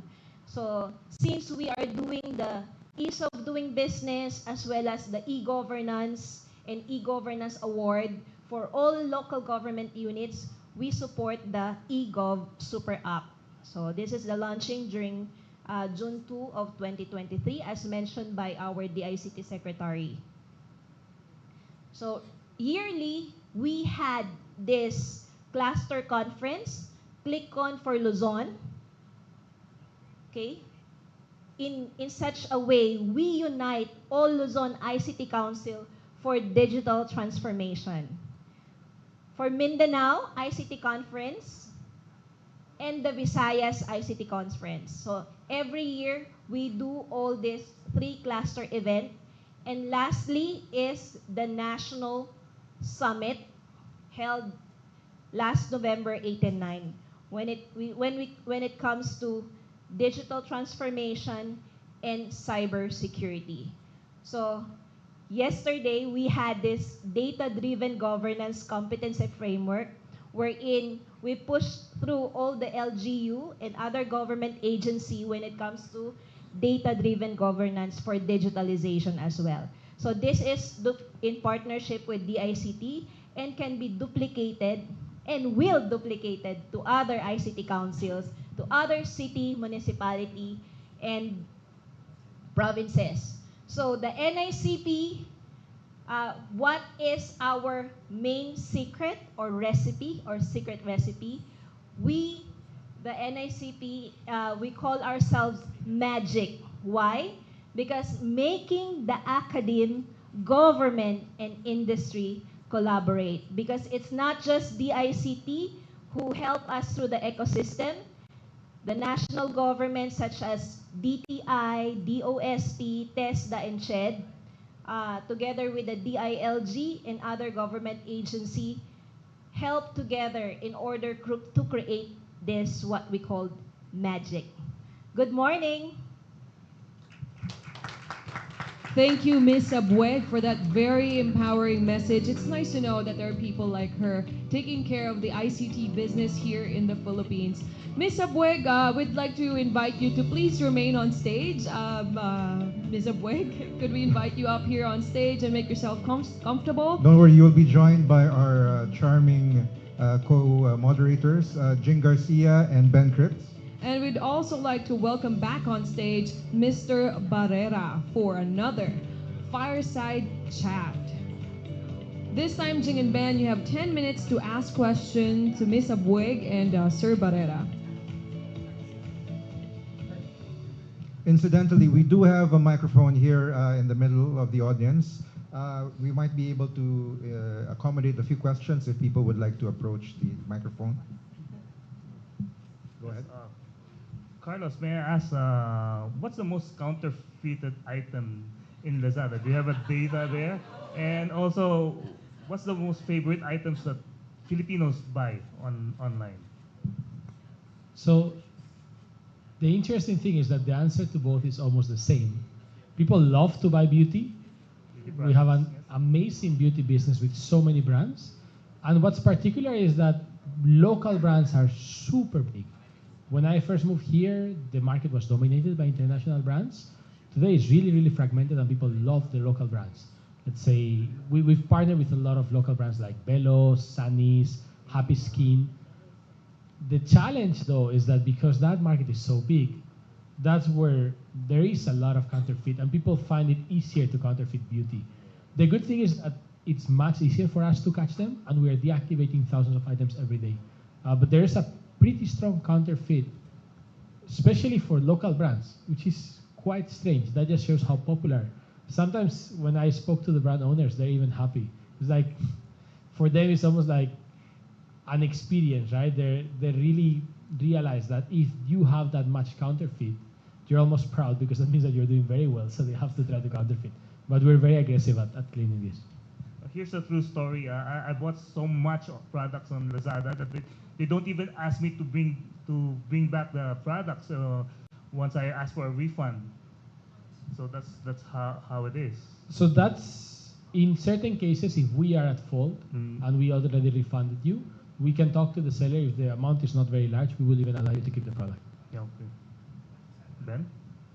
Okay, I have a question for you, and going on from our discussion with Secretary Goy, you're in a position to also address to help address the cybersecurity issues. So I know that a lot of what your organization does is capacity building, which is a little longer term thinking. But what can you do to help solve immediate problems, especially since it seems we go through these periods where there'll be more cyber attacks, which seems to be the case lately. With a couple of high profile website hacks of the government, I would assume that local governments, and smaller jurisdictions are more vulnerable to that. So what can you do on an immediate basis to kind of put that fire out, along with your capacity building activities? So based on data, through the IBM research, 2 million is needed for cybersecurity professionals in the Philippines. 2 million. So that is why we did a lot of cybersecurity and data privacy awareness in all the cities and municipalities as well as the provinces. And at the same time, we also do a lot of, aside from webinar, trainings, and certifications. So a simple cyber hygiene will do. So simple cyber hygiene, for them, a layman's term can, or even senior citizen can understand. So we empower the academe first. We empower the academe, and then we empower all our ICT councils. Okay. Are there any questions on the floor? Especially any question to Lazada? Anyone? Okay, I'll ask question to Mary Joy. Now, you mentioned about ease of doing business. One of the problems by the startups, their problem is asking for permits from the LGU. Because some of the LGU, many of these startups, they have their office inside the coffee shop, right? So, and some of, yes, it's a virtual office, and many of these LGU are still asking for sanitary permits, fire extinguishers, and things like that, but they don't understand the concept of a virtual office. How do you address this? Every time we have this ease of doing business forum, that's always the challenges. So we hope that the startup bill will push through so that this LGU will understand what really is to be a startup. And some of the LGU are now practicing an incentive for startups. Like 3 years, no permit payment, but they will get their permit. So some of the LGUs are doing that. But some are still need more setting of mindset in order for them to understand what really is. Also, I was in Singapore in a startup conference, and one of the reason the startup business in the Philippines is not booming because they have this concept of no room for failure. There is no room for failure because it's so hard to fail in the Philippines rather than other country when you just close your shop and start a new business again the next day. But in the Philippines, it's not like that. That's what some of the startup, especially the foreigners, said to me when I was in Singapore about a couple of years ago. Is this still true? There are a lot of failures actually now. Yes. Yeah, that is why the DTI, DOST, and DICT is pushing through with a lot of startup activities and events. And DOST help funding the startup like a minimum of 2 million to 10 million for startups. So medyo malaki. Malaki nga talaga. Any more questions? Yeah, well, I have somewhat related to that, but through the Lazada platform, what kind of support can you offer to small entrepreneurs in two ways? You know, some basic business knowledge, and in navigating regulation and things like that. Do you provide those kind of that kind of support to them? A little bit of knowledge. So this is one of the critical tasks at Lazada. I would even say it's the number one priority for our business, because for us to get sellers to be successful, we need to really train them, right? If you think about it, as a platform, we don't control our products. So whatever we want to do or we want to show to buyers, we need to make sure that we actually coordinate with those sellers, right? So we have almost like a 360 education plan from onboarding, where we have onboarding seminars. Every day we host about 10 onboarding seminars in different areas. A lot of it is targeted grassroots, like in Taytay, Baclaran, certain areas we do have face-to-face, physical, and a lot of training that goes for 4, 5, 6 hours on the basics of the platform. We built our own Lazada University, where we have about 20 people training, and there are certain courses today, about 6 modules, with basics and then even advanced, right? So you go through the platform, learning every single course, you become a certified master, right? And we believe that the best way to learn online is learn from successful merchants. So we have about 20 certified trainers that are coming from the top seller program. So our largest account managers will actually be willing to become sellers that are training others, right?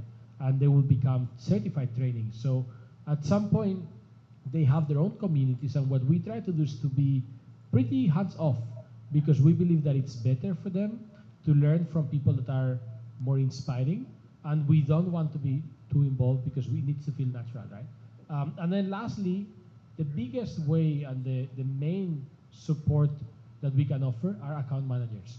So today we have about 800 account managers in the Philippines that are basically managing a portfolio of 15 to 20 sellers, and they do everything they can to make them successful.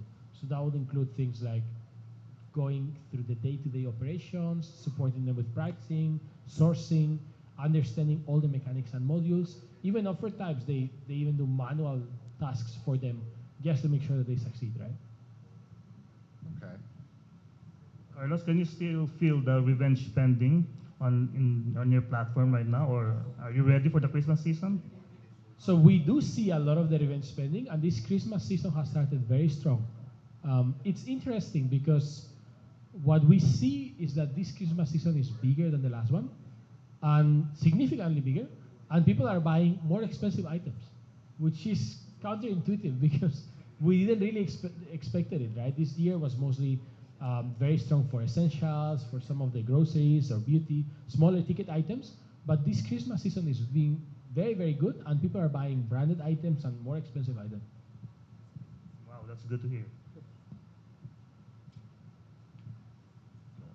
My daughter's one of the ones buying all the makeup. So. All right, time's up. Ben and Jing, thank you so much for a very productive discussion on ICT and online business platforms. And we ask that you all remain on stage. And once more, we'd like to invite Sir Clink and Miss Blanca to go on stage for a photo opportunity, and we'd like to present our tokens of appreciation to Miss Abweg and Mr. Barrera.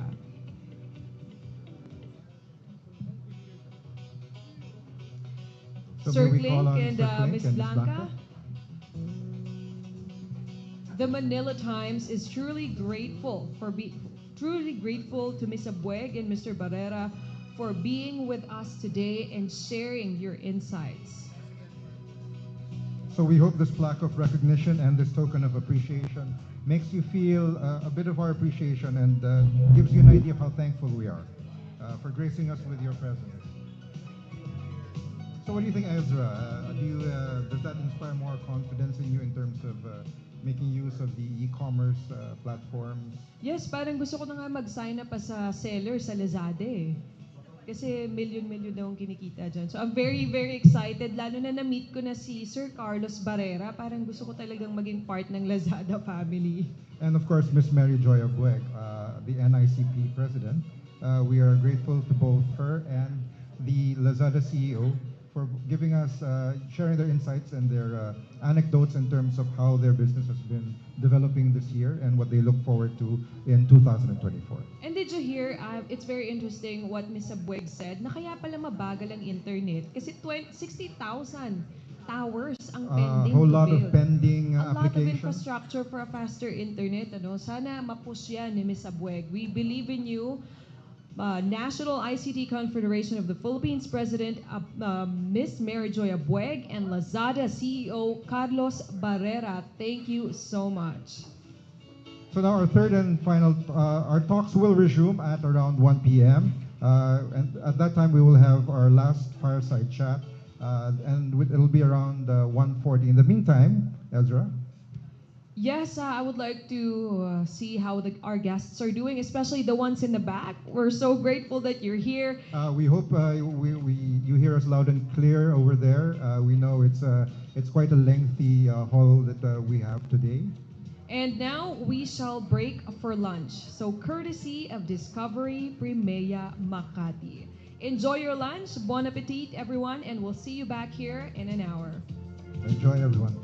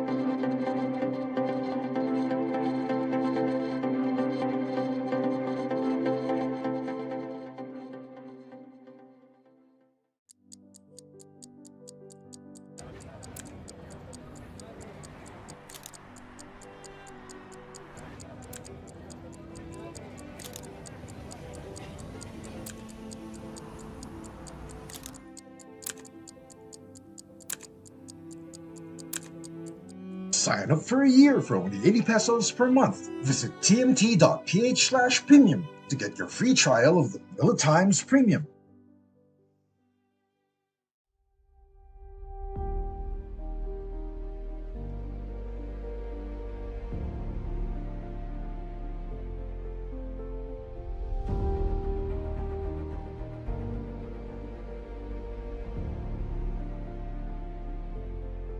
Noong 2016, tinanggap natin ang hamon na baguhin ang tingin ng mga tao sa mga motorcycle taxis. At sa ating pagsisikap, nakabuo tayo ng isang matatag na komunidad na patuloy na lumalawak at lumalago hanggang sa ngayon. Nabigyan natin ng trabaho at oportunidad ang libo-libong motorcycle riders sa Pilipinas. Hindi naging madali ang daan. You're going against 4136. May mga nagduda at nakipagkompetensya. Very possible for them to be blacklisted. Hindi tayo sumuko mula sa kalye, Dito tayo para sa karapatan nyo. sa Kongreso at Senado hanggang sa Korte Suprema. Maging rally man yan o isang kantahan na selebrasyon, nagawa nating imulat ang taong bayan sa ating ipinaglalaban.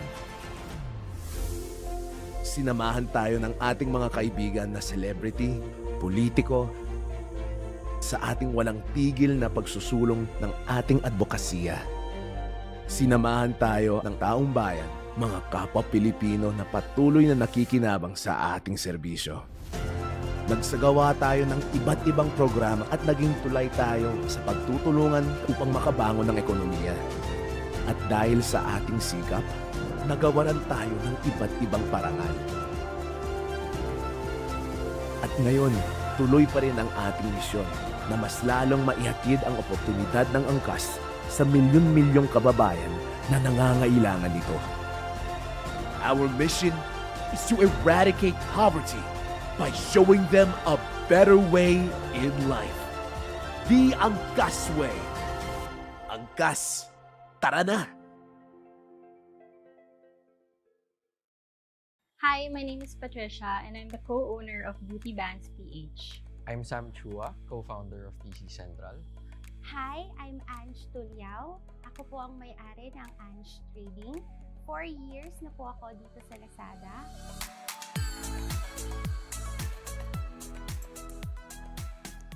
I started in e-commerce in 2017. The business started because there was a lack of equipment that I needed for my training. So it was just something simple like that. And when I couldn't find it here, I decided to make my own na lang because there was really no other option available here. PC Central is an online retailer that sells in Lazada. We sell primarily computers and laptops. Our business started in September 2020 when my business partner Josh messaged me while we were playing na, "Oy Sam, benta kaya tayo ng laptops." So we tried selling online, then entered Lazada, started the physical store, and grew the business into what we have now. Sumali po ako dito sa Lazada nung time nung nagbabazar ako. And naisipan ko na, what if kaya kung i-market ko pa yung mga products ko sa iba't ibang lugar dito sa Pilipinas? Kaya naisipan ko na mag-join sa Lazada. It started with a couple of orders wherein I just ordered for me and my friends.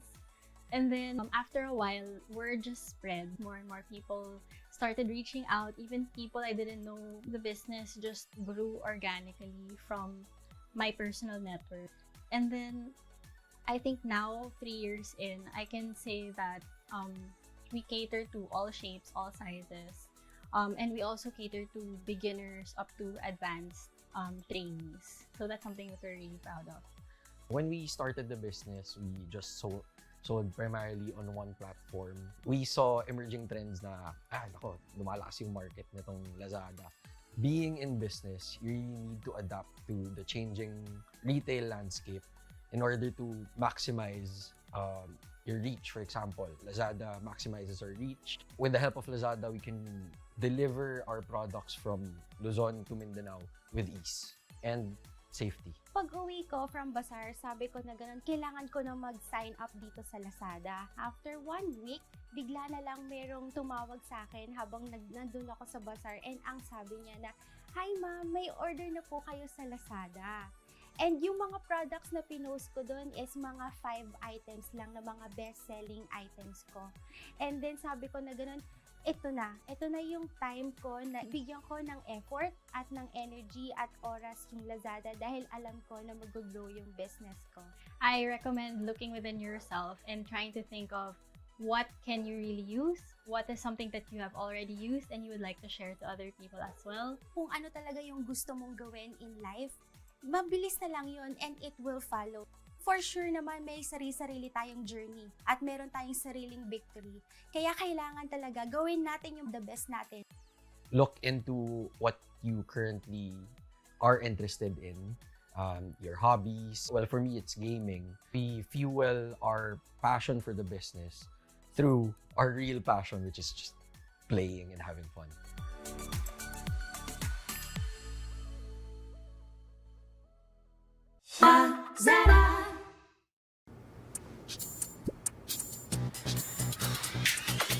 Dito sa Lazada, kaya mo yan. Pagbentang parang winner, kaya mo yan. Dito sa Lazada, kayang gawin. Never some champion. Dito sa Lazada, kaya mo yan. Welcome to Maple Grove. Nestled in one of the South's most progressive provinces, it is composed of several modern residential condominiums, a first-of-its-kind resort-inspired premium village, and a soon-to-be bustling commercial district, all within a few meters from each other. Like other mega-rural townships, Maple Grove boasts features and amenities that are integral in keeping a healthy balance between various aspects of one's life. Maple Grove redefines a balanced way of life through a master-planned township that allows one to have a well-rounded lifestyle. Situated in the up-and-coming city of General Trias in Cavite, Maple Grove stands as a testament to Mega-World's ever-growing pursuit of providing townships built for modern living. Together with the government's infrastructure projects aimed at decongesting Metro Manila and boosting economies in key cities and provinces in the Philippines, Maple Grove is expected to be at the center of rapid regional growth and development. Access to the province and neighboring areas will now be faster, easier, and more efficient, bringing with it investments, tourism, livelihood, and a promise of a progressive city for its residents and all stakeholders. With the forthcoming developments in and around its vicinity, its central and strategic location, and well-designed components, Maple Grove is an embodiment of a modern township that allows for a balanced and harmonious way of life, letting one have the luxury of time and peace of mind. Quality of life comes when it is in balance. Even in the fast-paced lives that we all lead, we seek to pursue harmony in our lifestyle, careers, and relationships. Now comes a development that incorporates this at the core of its concept. Welcome to your Mega World Township.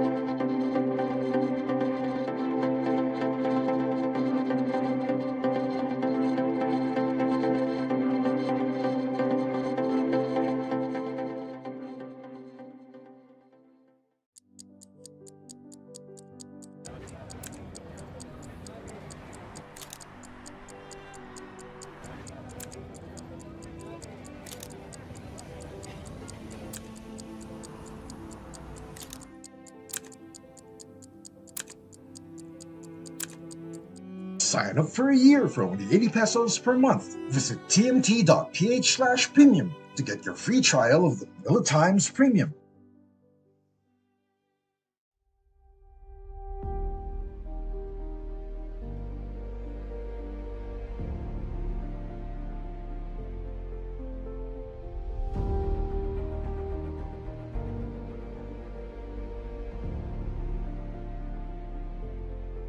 Noong 2016, tinanggap natin ang hamon na baguhin ang tingin ng mga tao sa mga motorcycle taxis. At sa ating pagsisikap, nakabuo tayo ng isang matatag na komunidad na patuloy na lumalawak at lumalago hanggang sa ngayon. Nabigyan natin ng trabaho at oportunidad ang libo-libong motorcycle riders sa Pilipinas. Hindi naging madali ang daan. You're going against 4136. May mga nagduda at nakipagkompetensya. Very possible for them to be blacklisted. Hindi tayo sumuko mula sa kalye, Dito tayo para sa karapatan nyo. sa Kongreso at Senado hanggang sa Korte Suprema. Maging rally man yan o isang kantahan na selebrasyon, nagawa nating imulat ang taong bayan sa ating ipinaglalaban. Sinamahan tayo ng ating mga kaibigan na celebrity, politiko, sa ating walang tigil na pagsusulong ng ating advokasya. Sinamahan tayo ng taong bayan, mga kapwa Pilipino na patuloy na nakikinabang sa ating serbisyo. Nagsagawa tayo ng iba't ibang programa at naging tulay tayo sa pagtutulungan upang makabangon ng ekonomiya. At dahil sa ating sikap, nagawaran tayo ng iba't ibang parangal. At ngayon, tuloy pa rin ang ating misyon na mas lalong maihatid ang oportunidad ng angkas sa milyon-milyong kababayan na nangangailangan nito. Our mission is to eradicate poverty by showing them a better way in life. The Angkas Way. Angkas, tara na! Hi, my name is Patricia and I'm the co-owner of Beauty Bands PH. I'm Sam Chua, co-founder of PC Central. Hi, I'm Ange Tuliao. Ako po ang may-ari ng Ange Trading. 4 years na po ako dito sa Lazada.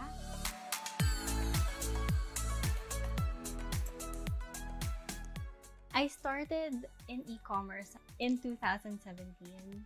The business started because there was a lack of equipment that I needed for my training.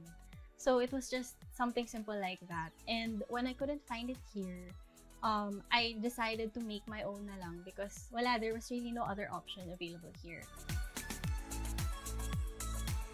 PC Central is an online retailer that sells in Lazada. We sell primarily computers and laptops. Our business started in September 2020 when my business partner Josh messaged me while we were playing na, "Oy Sam, benta kaya tayo ng laptops." So we tried selling online, then entered Lazada, started the physical store, and grew the business into what we have now. Sumali po ako dito sa Lazada nung time nung nagbabazar ako. And naisipan ko na, what if kaya kung i-market ko pa yung mga products ko sa iba't ibang lugar dito sa Pilipinas? Kaya naisipan ko na mag-join sa Lazada.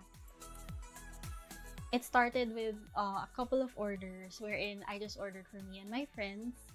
And then after a while, word just spread. More and more people started reaching out. Even people I didn't know. The business just grew organically from my personal network. And then I think now, 3 years in, I can say that we cater to all shapes, all sizes. And we also cater to beginners up to advanced trainees. So that's something that we're really proud of. When we started the business, we just sold primarily on one platform. We saw emerging trends na, lumalakas yung market nitong Lazada. Being in business, you really need to adapt to the changing retail landscape in order to maximize your reach. For example, Lazada maximizes our reach. With the help of Lazada, we can deliver our products from Luzon to Mindanao with ease. And safety. Pag-uwi ko from bazaar, sabi ko na ganun, kailangan ko na mag-sign up dito sa Lazada. After 1 week, bigla na lang merong tumawag sa akin habang nandun ako sa bazaar, and ang sabi niya na, "Hi ma'am, may order na po kayo sa Lazada." And yung mga products na pinost ko doon is mga 5 items lang na mga best-selling items ko. And then sabi ko na ganun, ito na yung time ko na bigyan ko ng effort at ng energy at oras yung Lazada dahil alam ko na mag-grow yung business ko. I recommend looking within yourself and trying to think of what can you really use, what is something that you have already used and you would like to share to other people as well. Kung ano talaga yung gusto mong gawin in life, mabilis na lang yun and it will follow. For sure naman may sarili-sarili tayong journey at meron tayong sariling victory. Kaya kailangan talaga gawin natin yung the best natin. Look into what you currently are interested in, your hobbies. Well, for me, it's gaming. We fuel our passion for the business through our real passion, which is just playing and having fun.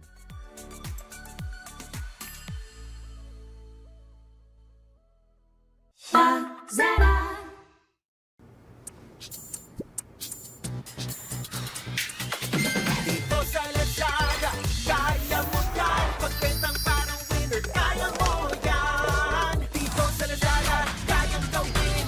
Sellers ang champions. Dito sa Lazada, kaya mo yan. Welcome to Maple Grove. Nestled in one of the South's most progressive provinces, it is composed of several modern residential condominiums, a first-of-its-kind resort-inspired premium village, and a soon-to-be bustling commercial district, all within a few meters from each other. Like other mega-rural townships, Maple Grove boasts features and amenities that are integral in keeping a healthy balance between various aspects of one's life. Maple Grove redefines a balanced way of life through a master-planned township that allows one to have a well-rounded lifestyle. Situated in the up-and-coming city of General Trias in Cavite, Maple Grove stands as a testament to Mega-Rural's ever-growing pursuit of providing townships built for modern living. Together with the government's infrastructure projects aimed at decongesting Metro Manila and boosting economies in key cities and provinces in the Philippines, Maple Grove is expected to be at the center of rapid regional growth and development. Access to the province and neighboring areas will now be faster, easier, and more efficient,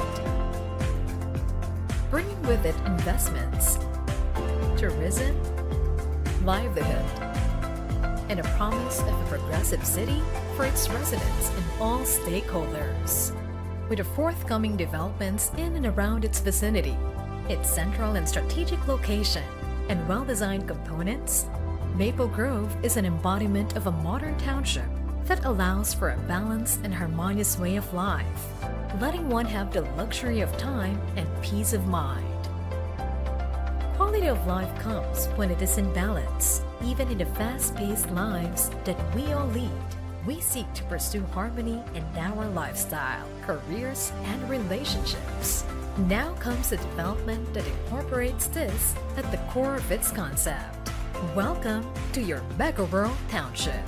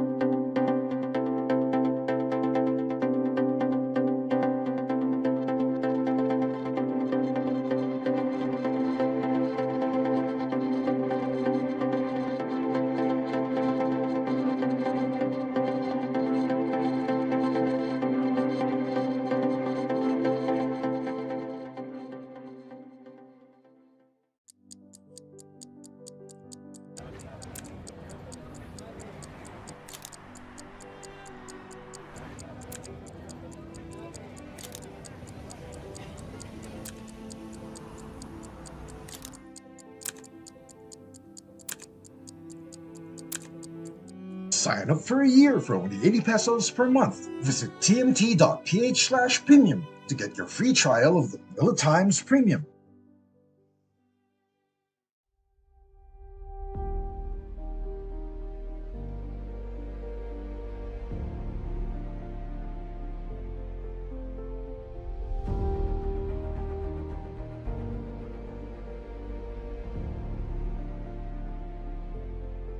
Noong 2016, tinanggap natin ang hamon na baguhin ang tingin ng mga tao sa mga motorcycle taxis. At sa ating pagsisikap, nakabuo tayo ng isang matatag na komunidad na patuloy na lumalawak at lumalago hanggang sa ngayon. Nabigyan natin ng trabaho at oportunidad ang libo-libong motorcycle riders sa Pilipinas. Hindi naging madali ang daan. You're going against 4136. May mga nagduda at nakipagkompetensya. Very possible for them to be blacklisted. Hindi tayo sumuko mula sa kalye, Dito tayo para sa karapatan nyo. sa Kongreso at Senado hanggang sa Korte Suprema. Maging rally man yan o isang kantahan na selebrasyon, nagawa nating imulat ang taong bayan sa ating ipinaglalaban. Sinamahan tayo ng ating mga kaibigan na celebrity, politiko, sa ating walang tigil na pagsusulong ng ating advokasya. Sinamahan tayo ng taong bayan mga kapwa Pilipino na patuloy na nakikinabang sa ating serbisyo. Nagsagawa tayo ng iba't ibang programa at naging tulay tayo sa pagtutulungan upang makabangon ng ekonomiya. At dahil sa ating sikap, nagawaran tayo ng iba't ibang parangal. At ngayon, tuloy pa rin ang ating misyon na mas lalong maihatid ang oportunidad ng angkas sa milyon-milyong kababayan na nangangailangan nito. Our mission is to eradicate poverty by showing them a better way in life. The Angkas Way. Angkas, tara na! Hi, my name is Patricia and I'm the co-owner of Beauty Bands PH. I'm Sam Chua, co-founder of PC Central. Hi, I'm Ange Tuliao. Ako po ang may-ari ng Ange Trading. 4 years na po ako dito sa Lazada.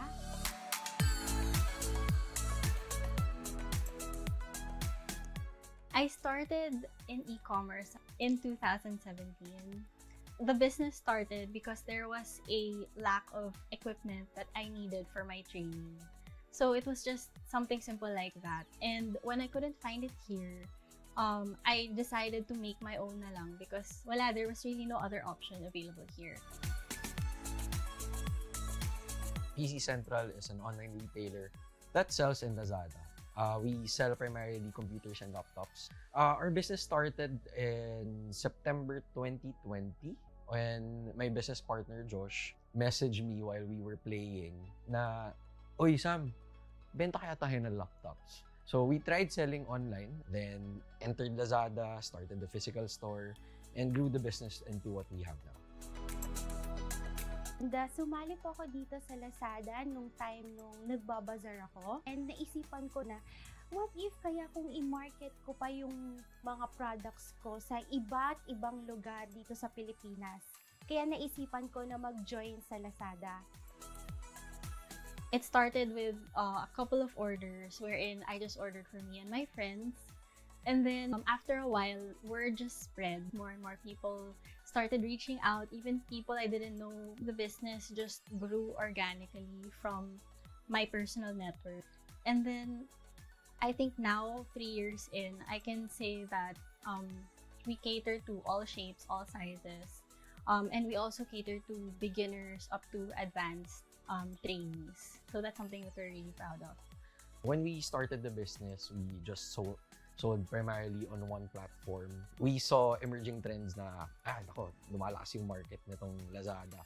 Being in business, you really need to adapt to the changing retail landscape in order to maximize your reach. For example, Lazada maximizes our reach. With the help of Lazada, we can deliver our products from Luzon to Mindanao with ease and safety. Pag-uwi ko from Bazaar, sabi ko na ganun, kailangan ko na mag-sign up dito sa Lazada. After 1 week, bigla na lang merong tumawag sa akin habang nandun ako sa Bazaar and ang sabi niya na, "Hi ma'am, may order na po kayo sa Lazada." And yung mga products na pinost ko doon is mga 5 items lang na mga best-selling items ko. And then sabi ko na ganun, ito na yung time ko na bigyan ko ng effort at ng energy at oras yung Lazada dahil alam ko na mag-grow yung business ko. I recommend looking within yourself and trying to think of what can you really use, what is something that you have already used and you would like to share to other people as well. Kung ano talaga yung gusto mong gawin in life, mabilis na lang yun and it will follow. For sure naman may sarili-sarili tayong journey at meron tayong sariling victory. Kaya kailangan talaga gawin natin yung the best natin. Look into what you currently are interested in, your hobbies. Well, for me, it's gaming. We fuel our passion for the business through our real passion, which is just playing and having fun.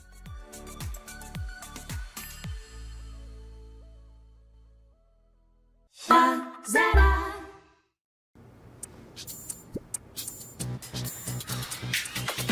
Dito sa Lazada, kaya mo yan. Pagbentang parang winner, kaya mo yan. Dito sa Lazada, kayang gawin.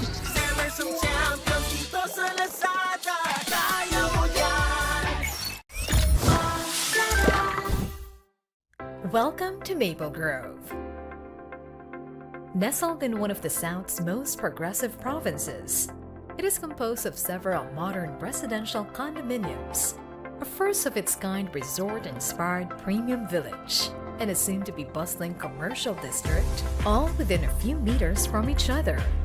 Like other mega-rural townships, Maple Grove boasts features and amenities that are integral in keeping a healthy balance between various aspects of one's life. Maple Grove redefines the balanced way of life through a master-planned township that allows one to have a well-rounded lifestyle. Situated in the up-and-coming city of General Trias in Cavite, Maple Grove stands as a testament to Mega-Rural's ever-growing pursuit of providing townships built for modern living. Together with the government's infrastructure projects aimed at decongesting Metro Manila and boosting economies in key cities and provinces in the Philippines, Maple Grove is expected to be at the center of rapid regional growth and development. Access to the province and neighboring areas will now be faster, easier, and more efficient, bringing with it investments, tourism, livelihood, and a promise of a progressive city for its residents and all stakeholders. With the forthcoming developments in and around its vicinity, its central and strategic location, and well-designed components, Maple Grove is an embodiment of a modern township that allows for a balanced and harmonious way of life, letting one have the luxury of time and peace of mind. Quality of life comes when it is in balance. Even in the fast-paced lives that we all lead, we seek to pursue harmony in our lifestyle, careers, and relationships. Now comes a development that incorporates this at the core of its concept. Welcome to your Mega Rural Township.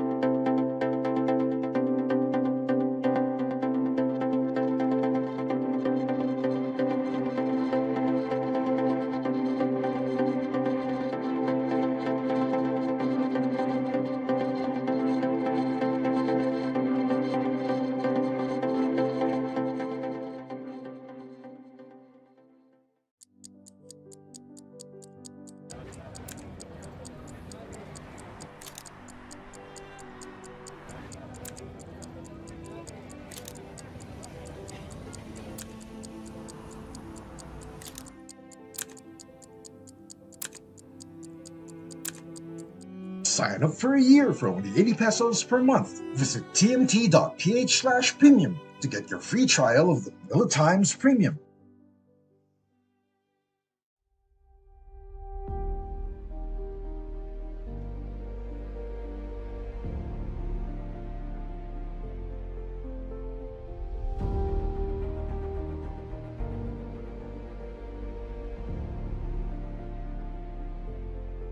Noong 2016, tinanggap natin ang hamon na baguhin ang tingin ng mga tao sa mga motorcycle taxis. At sa ating pagsisikap, nakabuo tayo ng isang matatag na komunidad na patuloy na lumalawak at lumalago hanggang sa ngayon. Nabigyan natin ng trabaho at oportunidad ang libo-libong motorcycle riders sa Pilipinas. Hindi naging madali ang daan. You're going against 4136. May mga nagduda at nakipagkompetensya. Very possible for them to be blacklisted. Hindi tayo sumuko mula sa kalye, Dito tayo para sa karapatan nyo. sa Kongreso at Senado hanggang sa Korte Suprema.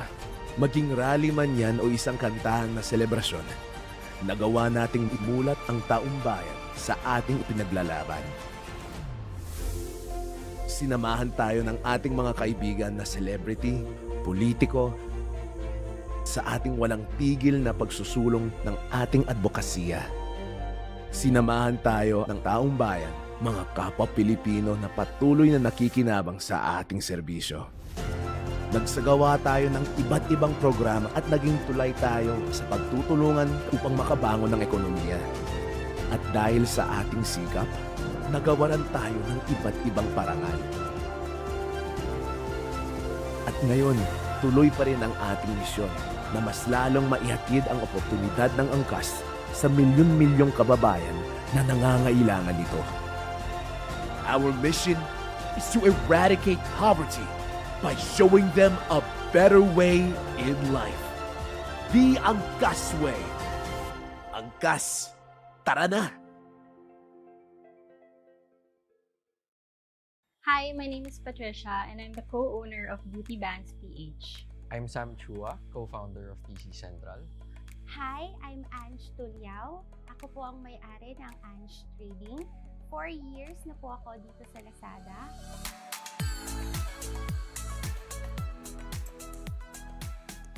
I started in e-commerce in 2017. The business started because there was a lack of equipment that I needed for my training.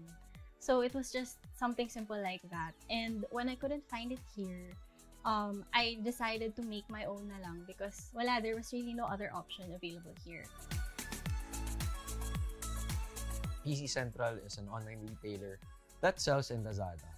We sell primarily computers and laptops. Our business started in September 2020 when my business partner Josh messaged me while we were playing na, "Oy Sam, benta kaya tayo ng laptops." So we tried selling online, then entered Lazada, started the physical store, and grew the business into what we have now. Sumali po ako dito sa Lazada nung time nung nagbabazar ako. And naisipan ko na, what if kaya kung i-market ko pa yung mga products ko sa iba't ibang lugar dito sa Pilipinas. Kaya naisipan ko na mag-join sa Lazada. It started with a couple of orders wherein I just ordered for me and my friends. And then after a while, word just spread. More and more people started reaching out. Even people I didn't know, the business just grew organically from my personal network. And then I think now, 3 years in, I can say that we cater to all shapes, all sizes. And we also cater to beginners up to advanced trainees. So that's something that we're really proud of. When we started the business, we just sold primarily on one platform. We saw emerging trends na, lumalakas yung market nitong Lazada. Being in business, you really need to adapt to the changing retail landscape in order to maximize your reach. For example, Lazada maximizes our reach. With the help of Lazada, we can deliver our products from Luzon to Mindanao with ease. And safety. Pag uwi ko from bazaar, sabi ko na ganun, kailangan ko na mag-sign up dito sa Lazada. After 1 week, bigla na lang merong tumawag sa akin habang nandun ako sa bazaar, and ang sabi niya na, "Hi ma'am, may order na po kayo sa Lazada." And yung mga products na pinost ko doon is mga 5 items lang na mga best-selling items ko. And then sabi ko na ganun, ito na yung time ko na bigyan ko ng effort at ng energy at oras yung Lazada dahil alam ko na mag-grow yung business ko. I recommend looking within yourself and trying to think of what can you really use, what is something that you have already used and you would like to share to other people as well. Kung ano talaga yung gusto mong gawin in life, mabilis na lang yun and it will follow. For sure naman may sarili-sarili tayong journey at meron tayong sariling victory. Kaya kailangan talaga gawin natin yung the best natin. Look into what you currently are interested in, your hobbies. Well, for me, it's gaming. We fuel our passion for the business through our real passion, which is just playing and having fun.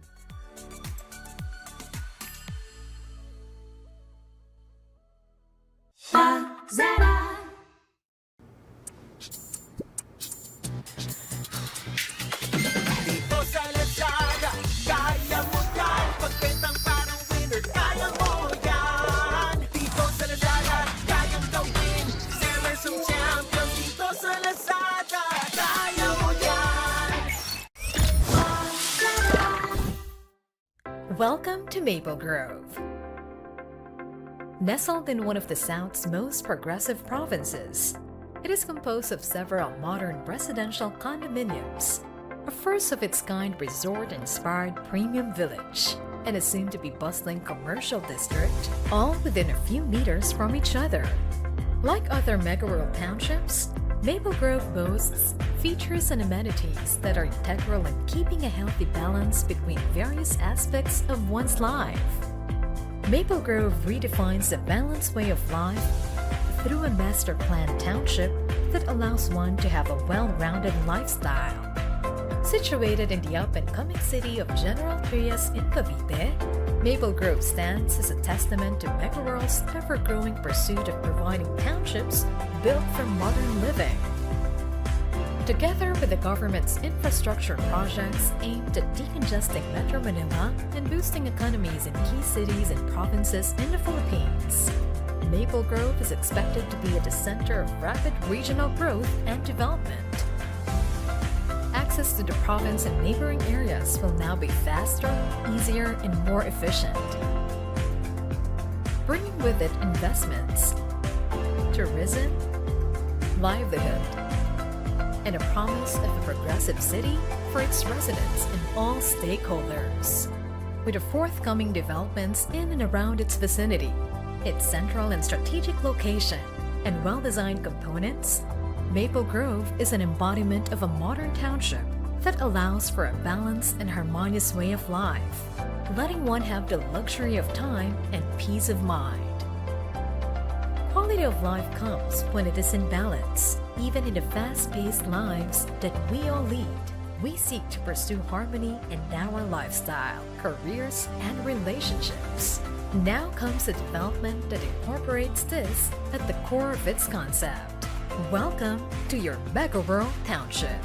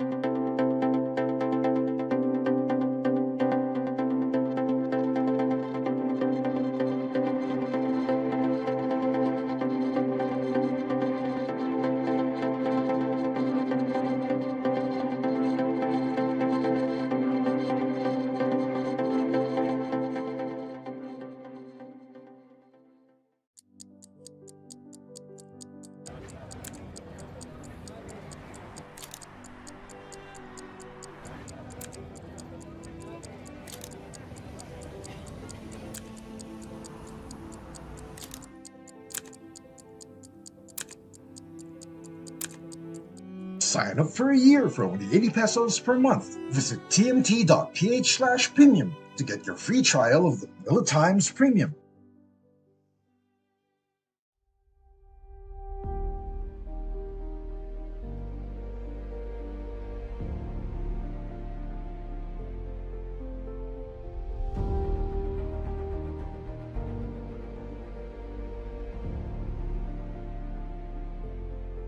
Noong 2016, tinanggap natin ang hamon na baguhin ang tingin ng mga tao sa mga motorcycle taxis.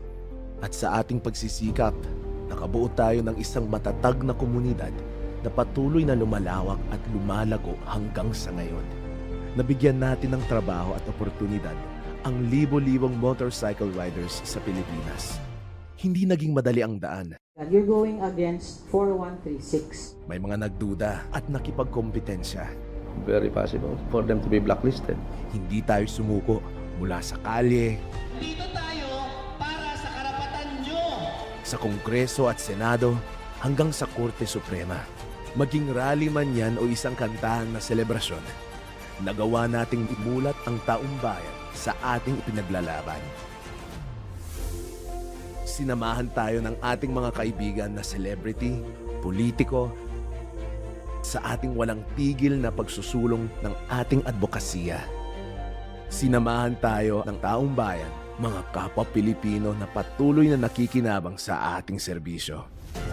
Nagsagawa tayo ng iba't ibang programa at naging tulay tayo sa pagtutulungan upang makabangon ng ekonomiya. At dahil sa ating sikap, nagawaran tayo ng iba't ibang parangal. At ngayon, tuloy pa rin ang ating misyon na mas lalong maihatid ang oportunidad ng angkas sa milyon-milyong kababayan na nangangailangan nito. Our mission is to eradicate poverty by showing them a better way in life. The Angkas Way. Angkas, tara na! Hi, my name is Patricia and I'm the co-owner of Beauty Bands PH. I'm Sam Chua, co-founder of PC Central. Hi, I'm Ange Tuliao. Ako po ang may-ari ng Ange Trading. 4 years na po ako dito sa Lazada.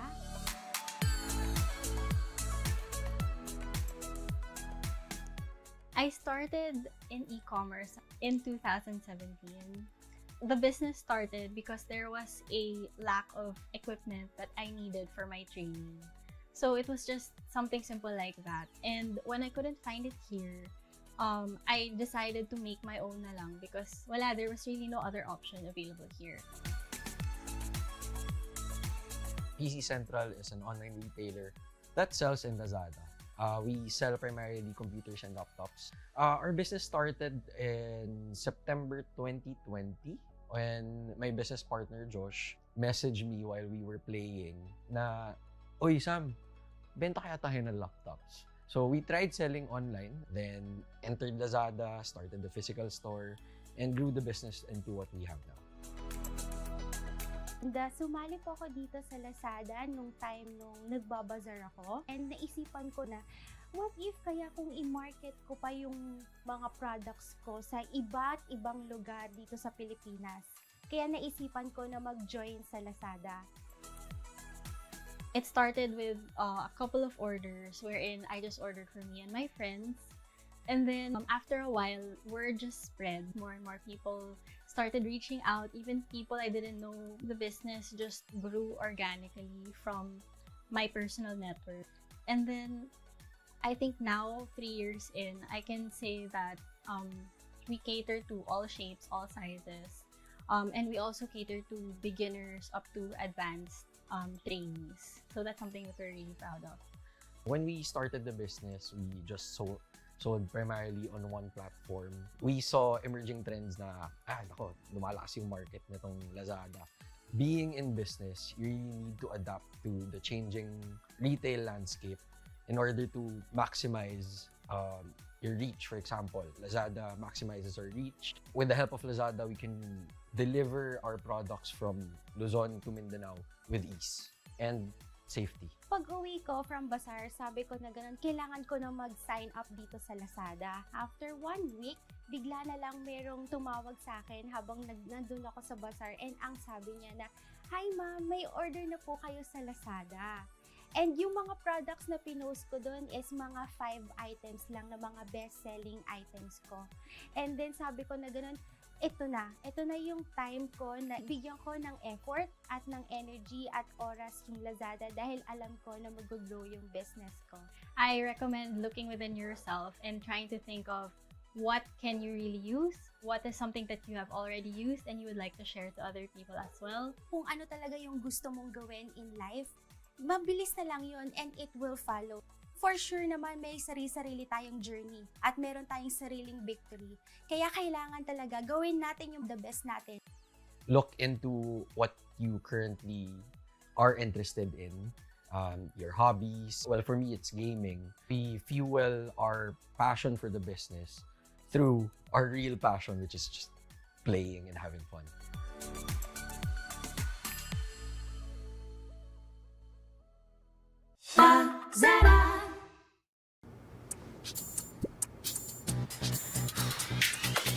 Dito sa Lazada, kaya mo yan. Pagbentang parang winner, kaya mo yan. Dito sa Lazada, kayang gawin. Sellers ang champions. Dito sa Lazada,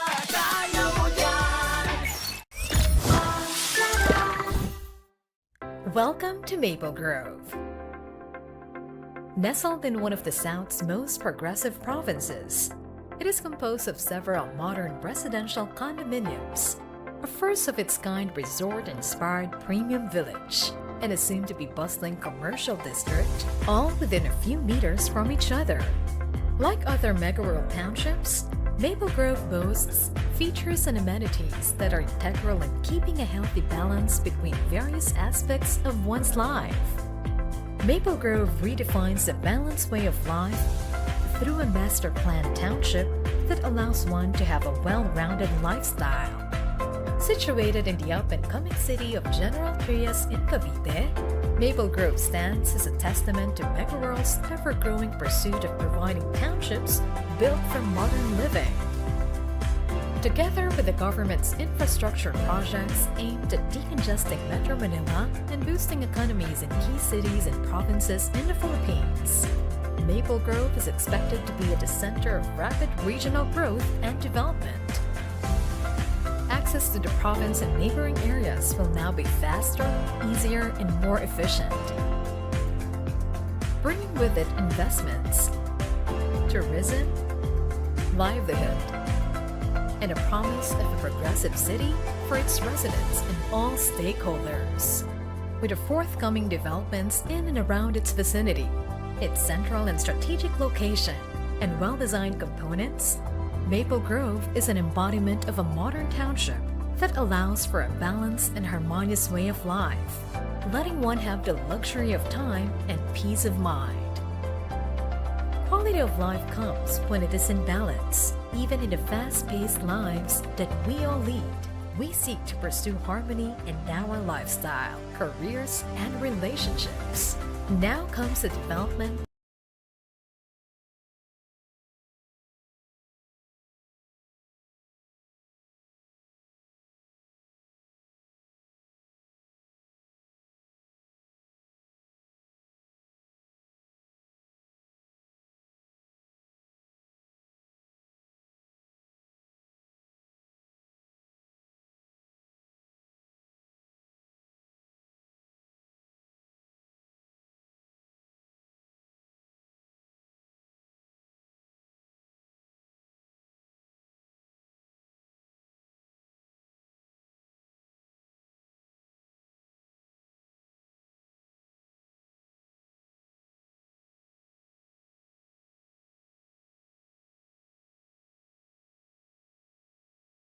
Mr. Marlon Sorongon.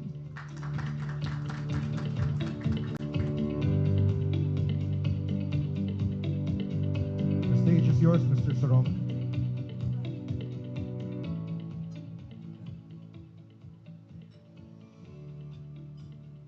Good afternoon, everyone. Let me just check if my presentation works well.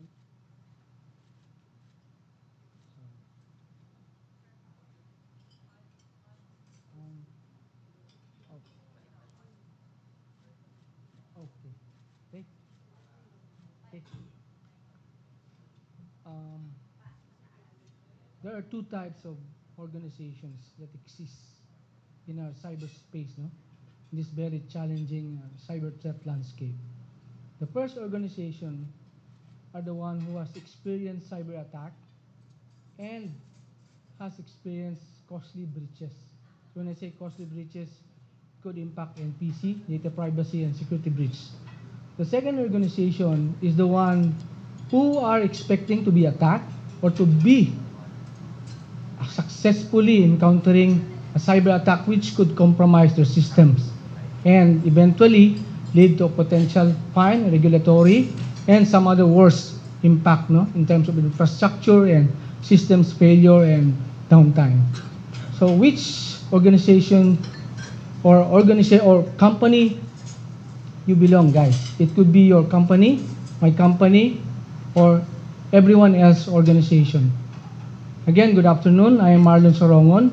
I am the CISO of Maybank Philippines and formerly a CISO also of Maybank New York, but due to circular guidance released by BSP, I was forced to leave the post. My topic for today is about cyber resiliency, how to cope up during crisis of cyber attack and incident that could adversely impact your infrastructures and system. Okay? So, we cannot discount, and we can always see, everywhere else in newspapers, conferences, even in panels or sessions, left and right, ransomwares, even if you recall what happened to PhilHealth, how there are data breaches, and they were summoned by NPC, DILG, and DICT to explain what was happened. Not only PhilHealth, there are several banks that was also affected. Our challenging the most challenging part of organization is to help counter these common attacks which are most concerned about. Okay? So number one is ransomware. Ransomware is simply like when you encountered a virus in the past, it's just disrupt a system. 10 to 15 years ago, the motivation of attackers just simply slow down your system, infect your system with a virus and a Trojan. But they are not stealing your money. Right now, it's different. The intention is inflict your systems with a malicious software. Then when you open your systems, you can see a ransomware message asking you for money, because if you cannot pay a ransom, they will publish your information in the dark web. Dark web is a different type of gameplay. These are informations that are normally unauthorized access and was provided by hackers with an intention of inflicting damage to organization due to regulatory or compliance issues. Number two is malicious insiders. These are common among banks. That's why it's important that we do a background investigation of our employee so they can collude with attackers. And if I can just share something, there was also a post in dark web. They are asking an information security professional working in a bank or a CISO to collude with them, and they're going to give them $2 million. Imagine the pay, yung perang ibibigay sa CISO just to collude with those attackers. So this is very important to do some or conduct some due diligence in your employees. Before you hire someone, make sure that they are being cleared, background investigation, and check yung mga previous employer's history niya. Okay? Social engineering and fraud, this is also one of the most challenging, I would say, day-to-day thing that we always encounter. During our review of our top risks, fraud risk is one of the top risks that was commented by our board that should be invested heavily in terms of security automation and integration. So later on, I would explain much more about these controls and technologies. Third-party supply chain is about vendor management. We have partners, we have vendors that work together to make sure operational sustainability within banks are achieved in a more resilient and stable manner. So they are also important to conduct due diligence. So these are the most common kind of cyber challenges that we encounter. Now, allow me to give you some insights, valuable insights, on how to overcome these challenges by introducing a cyber resilient structure or strategy. Okay? Our current cybersecurity threat landscape remains dynamic and challenging. There are several adversaries that has already emerged. Imagine the introduction of generative AI and machine learning. They are using AI to introduce a more sophisticated attack. Using AI, you can simply automate an attack, and it can generate a simple phishing or spear phishing in seconds. For example, I can ask AI, how can I send a phishing email to Manila Times? It can generate an answer in seconds. Then can you help me create a phishing email like I'm a employee of Manila Times sending to all employees of Manila Times that they are not going to receive a bonus. Okay? So imagine, if you receive that kind of email that you're not receiving a bonus, panic ka. So it's a behavioral and psychology kind of attack. Definitely, some of you will click the link. Okay, so example lang po yun, no? But it's effective, by the way. Yeah? So, creating this kind of sophistication will make our work our work difficult, no? If you're not prepared or you're not anticipating this kind of threats. That's why CISO, information security professionals, are heavily investing, especially sa banks, no? We are what we call yung trailblazer. I know Sir Lito is a trailblazer in terms of digital transformation, no? Not only in financial but in our country. But historically, banks, because we are heavily regulated by BSP, so we introduce itong mga, sometimes, mga unang-unang klaseng mga technology to put or in place a controls to help combat itong mga security and fraud kinds of attacks.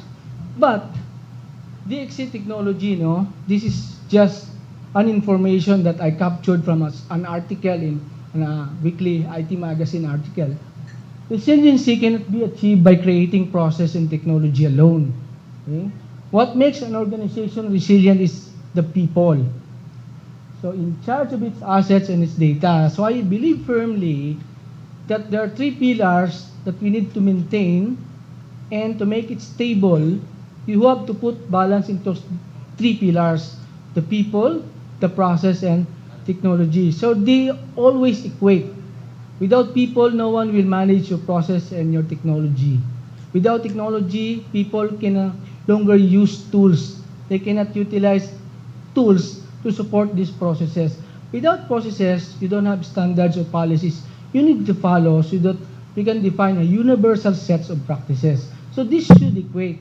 So para siyang triangular kinds of pillars. So in terms of transformation, these three pillars as well are important. Okay? Now, to become more resilient, there's what we call reactive strategy. Proactive strategy. No? So we try to transition from reactive to a proactive strategy, and it becomes a more status quo kind of processes. Okay? Now, as a result, financial industry started to look more effective ways on how to become more resilient. I used to recall in the past, there are so many manual processes that we do in banking. Lalo na yung patch management namin, review ng firewall, wala pang enterprise architecture, no? IT architecture and security architecture. So, simply define, parang nagde-design ka ng isang building na merong security in place, no, before you build that building. So, right now, we call it security by design. So, these are some of the things that help us identify yung mga organizational profile namin in terms of being a resilient organization. So, what's the benefit of being a cyber resilient organization? Please bear with my throat, no? I'm having problem. So, these are the benefits of a cyber resilient organization, of course, no? Banking kasi, sometimes we tend to innovate and introduce something that would allow our client to be more interested in our products. But somehow, when we try to innovate and introduce itong mga transformation, we compromise a lot of things, especially yung mga securities. But of course, itong mga klase ng initiatives, we can always put balance into that by simply looking a strategy that won't compromise customer centricity. So it is important na while you innovate, you introduce products and attract customer, do not compromise controls. Why? Because we also tackle several areas like we want to reduce financial losses by combating fraud. We want also to achieve legal and regulatory compliance like BSP, NPC, DICT. Then we want also to improve our security culture and internal process and protect the bank's reputation. Okay? So, what is our focus right now? Okay? To become more resilient, we focus more on better detection and proactive strategy, which is a key part of our cyber resilience program.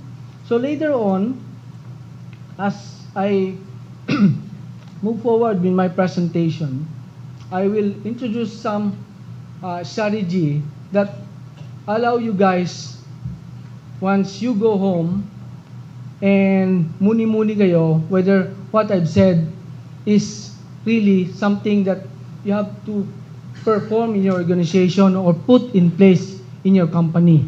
But before I proceed, let me just describe you what is cyber resilience. No? Cyber resilience, according to World Economic Forum, which I get from the article, no, version 2022, so it is the ability of the organization to anticipate, withstand, recover from, and adapt to any stress, failures, hazards, and threats to its cybersecurity resources within the organization and its ecosystem. Okay, so in short, just remember lang itong 4 word: anticipate, withstand, recover from, and adapt to.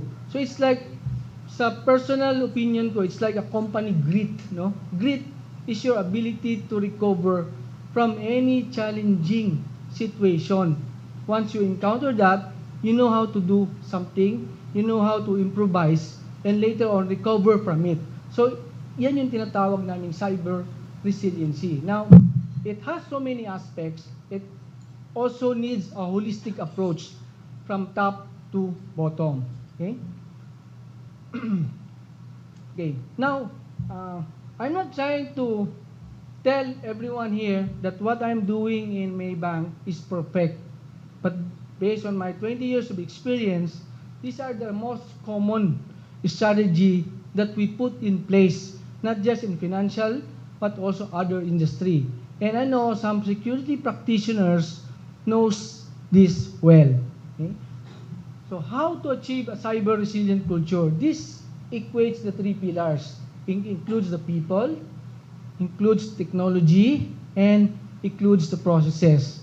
The first thing that you have to put in mind is always invest in technology. Why?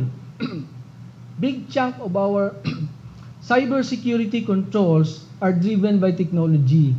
Wala pong antivirus na manual. So, normally, it's automated. So, when it comes to automation, IT lang po ang pwede mag-support niyan. So, when it comes to IT, it's technology-driven. Then, yung mga sinatawag nating firewall, IPS, and other technology devices that allows us to put controls and evaluate our security risks, those are driven by technology.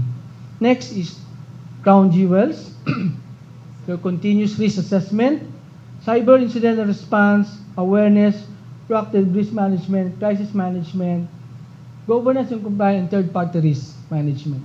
So these are areas that I would say critical for the organization to make them resilient in terms of cyber attack and incident response.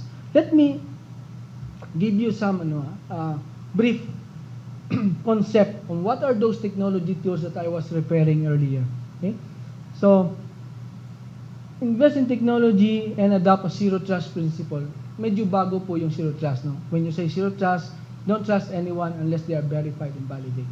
Then, i-combine nyo pa ng mga technology controls such as multi-factor authentication. Multi-factor authentication simply defines once you're authenticated, you ask again another level of authentication. Yan yung nakikita nyo minsan na OTP or mga SMS, additional verifier, no, to allow you to access something.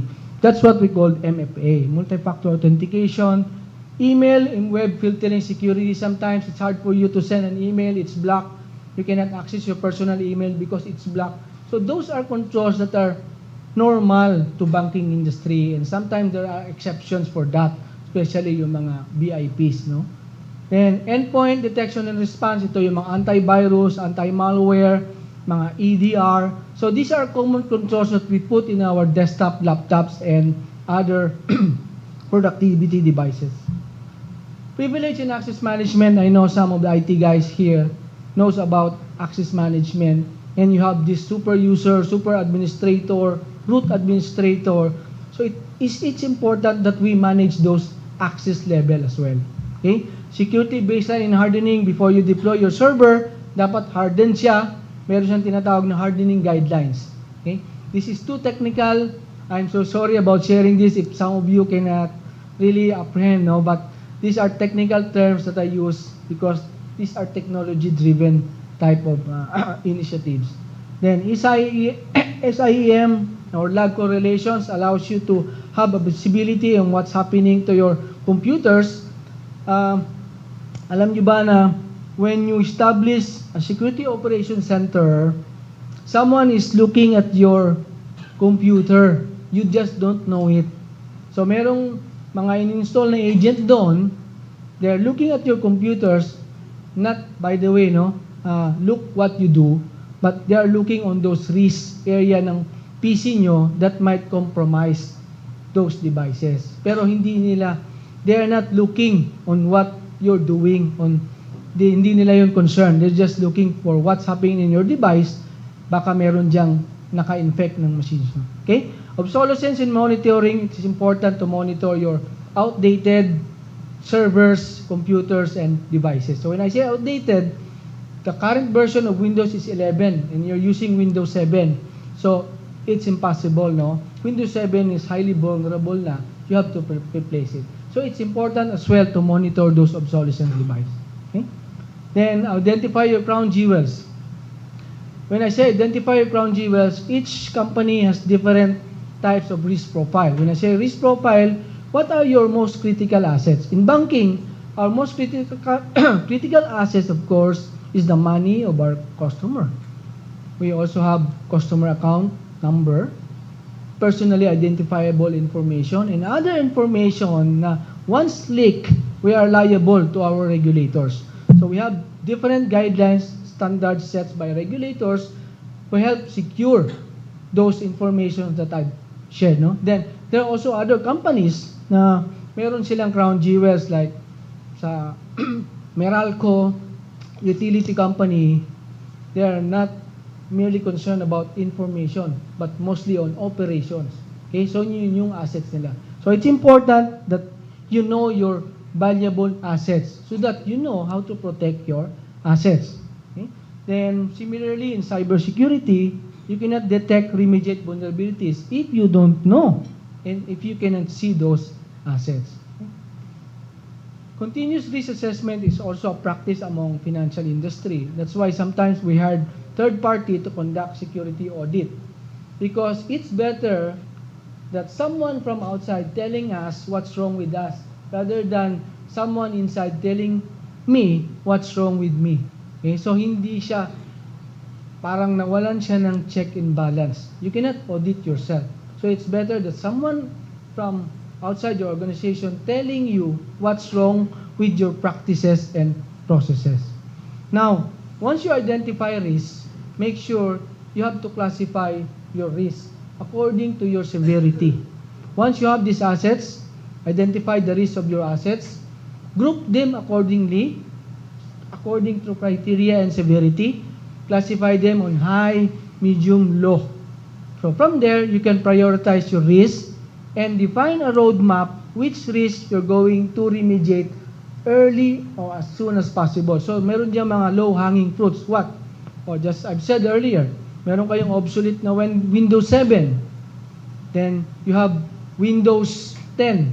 Then meron na ring Windows 11. Definitely, you need to prioritize Windows 7 because that is the most high risk. Then secondary na lang siguro yung Windows 10 because that's one way, no? I mean, one down version pa lang ng Windows 11. So these are just some examples, no, on how you prioritize your risk. Okay? Then remediation also needs timeline. You need to provide the board and the management what's your program in remediating those risks. By the way, I don't know if Manila Times as well do this, no? Itong vulnerability assessment and penetration testing. This is important to test your security infrastructure, how stable and how can evade, no, itong mga cyber attacks. So when you say vulnerability assessment, ito yung practice where you identify what are your weakest points and vulnerability points. Then you try to penetrate it.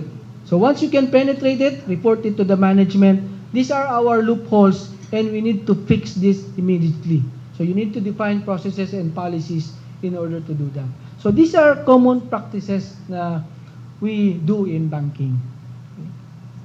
This is also important. This is where you can actually evaluate the measure of your cyber resiliency. This is what we call the incident monitoring and response. So in case incident happens, you must be ready on how to resolve the issue. And you must build capability and capacity. Para bang you write a document telling the management, yes, we are capable and we have the capacity, but when management asks, saan yung capability mo, you don't have people. Okay? So, you must realize that before you tell board of management that our CSERT and monitoring procedures are really indeed qualified to respond to this kind of incident, make sure what you're telling them is true. Because when BSP comes in and challenge you, where is your cyber drill, where's the result of your cyber drills, and it does not really reflect the true meaning of incident response, you're obligated to be accountable to the management. Okay, so marami na pong ganyang kuro-kuro, no? We have a CSERT, we have a BCP, we have DRP, but when you tested it, hindi siya effective because you don't have the capacity and capability. Okay? Well, of course, no, it's the objective is to minimize damage and prevent future cyber attacks. Conduct regular testing of your CSERT drill or simulation. So, a few weeks back, we have our CSERT drill. We simulate that we have a breach already. So we assume breach. So what did we do? Of course, we know our assets. We know where these assets stored, managed, and processed. So basically, once you have the inventory of your crown jewels, you know exactly where is your ultimate protection. So pag na-breach ka, ibig sabihin yan, your circle of protection, somebody comes into that ultimate assets that they're trying to protect. Hindi naman mag-a-attack ang hacker sa assets na useless. They will definitely attack the most critical assets of the company. Okay, so make sure lang na when they try to infiltrate your circle of protection, pahirapan po natin sila. No? Put as many controls dun sa critical jewels natin. Okay? Then document, when you do the drill, document all the lessons learned and continuously improve that. Okay, cyber awareness, this is very important. People is our weakest link, but if you give them the right knowledge and mindset, and they can discern the threats on their own, they could become your greatest allies. For example, you have 2,000 employees, and all of them are educated. You don't need any kind of technology controls because when they open the laptop and they saw and they understand that this is a threat, sasara lang nila yung laptop nila, di nila papansinin. So what's the risk, right? So sometimes the most weakest part of our organization is the people. So we just continue to educate and educate our users. Proactive risk management, this is more on investing in technology with predictive analysis. So this is where AI and machine learning takes place. Okay, so AI can predict something because it has a lot of data. But this is somehow expensive, no? If you try to explore this, you need to have a good infrastructure, which is the foundational baseline on how to set up itong mga security automation and machine learning platform. Then you need to also proactively analyze rather than contain. Okay. Crisis management, business continuity, and DRP is also critical to the bank. So strategize, plan, and conduct this BCP testing regularly. Okay? Governance and compliance, this is about leadership, tone at the top. So make sure your investment, your technology are supported so that when you deploy it, no challenge at all. Hindi kayo challenge. And lastly, the vendor management. Before you onboard a vendor, dapat you need to conduct due diligence because they might compromise your system. Okay? Baka sila pa yung dahilan bakit kayo na-compromise. So third-party risk management is important. Okay? Sorry. Oh, I'm done? Oh, okay. Yeah. So, I think that's it. I was about to end, guys. So, okay, this is my last presentation. So, this is about third-party risk management. So, I have a Q&A. Yeah. Thank you, CISO Marlon. We'll be inviting you again on stage after our fifth and last speaker for the final fireside chat. Yeah. Well, by the way, sorry. Before I end, I would like to thank Manila Times to give me this opportunity to be part of this event. Thank you. Thank you so much. And please have some water, Mr. Sorongon. Thank you so much for a very, very insightful presentation.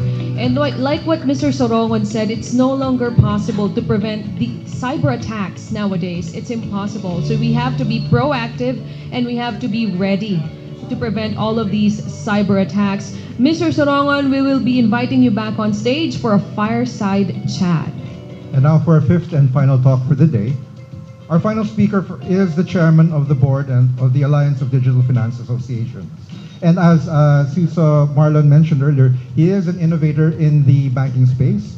And not just that, but in terms of all the spillover financial technology and digitalization areas, that he has been a much sought after speaker.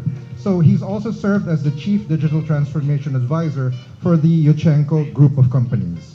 So ladies and gentlemen, it is a privilege to present RCBC Chief Innovation and Inclusion Officer, Lito Villanueva.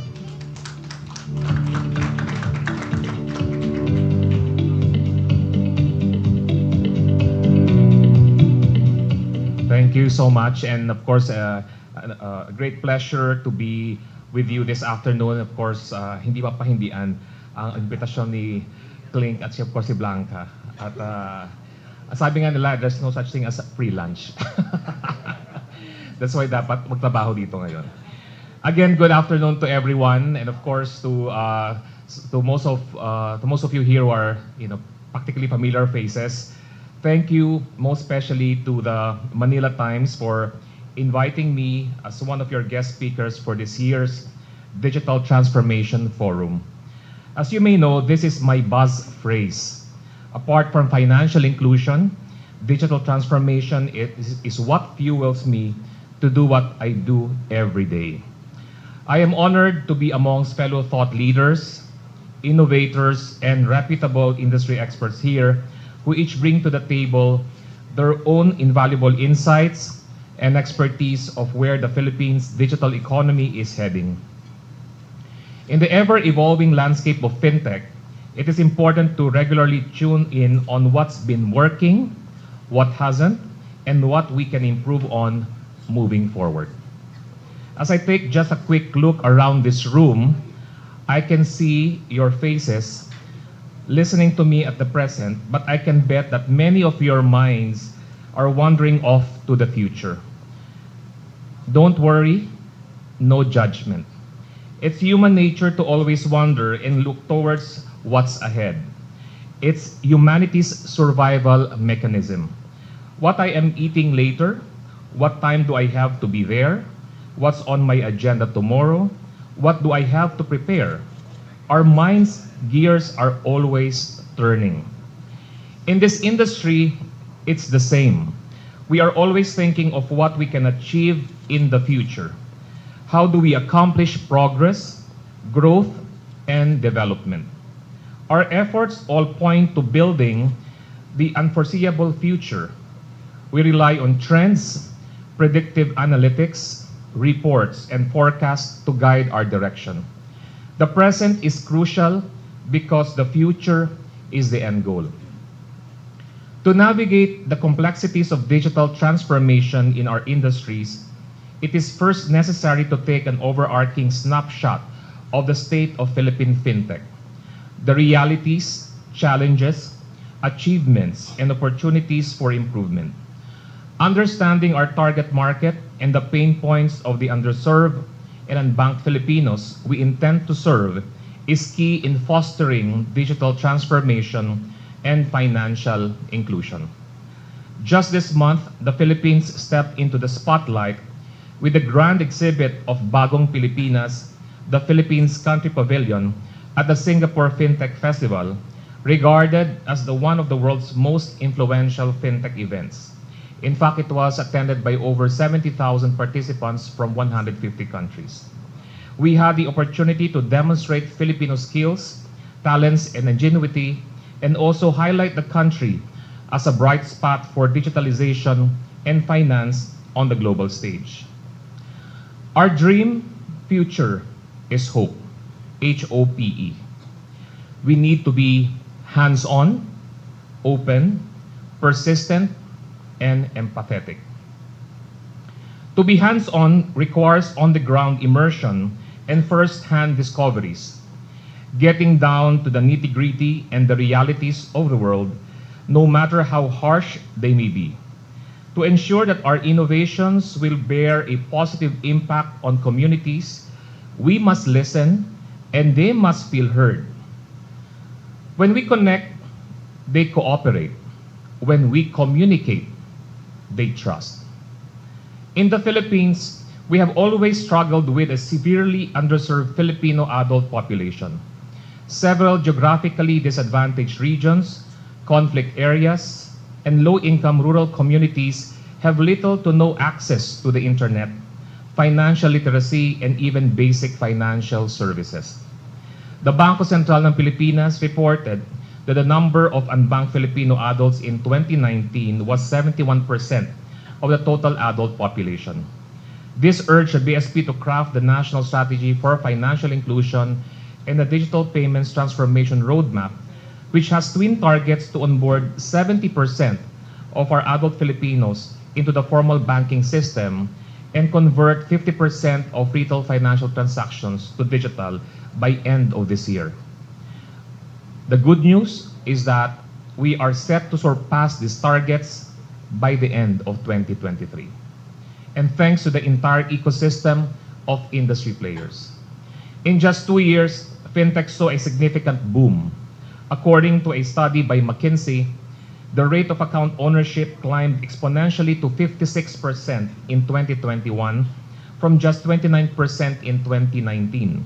This means we banked over 17 million Filipinos. The Philippines has one of the fastest population growth rates worldwide, and the bankable population is projected to rise from 65 million in 2022 to about 85 million by 2030, and that is about a 30% increase. The number of digital retail payments also surged from 30% in 2021 to 42% in 2022. In fact, 6 out of 10 Filipinos altered their behaviors in the past 3 years to integrate digital services into their lives. Next, we must capitalize on being open, open-minded, open to every challenge as an opportunity for growth, and always open to collaborate.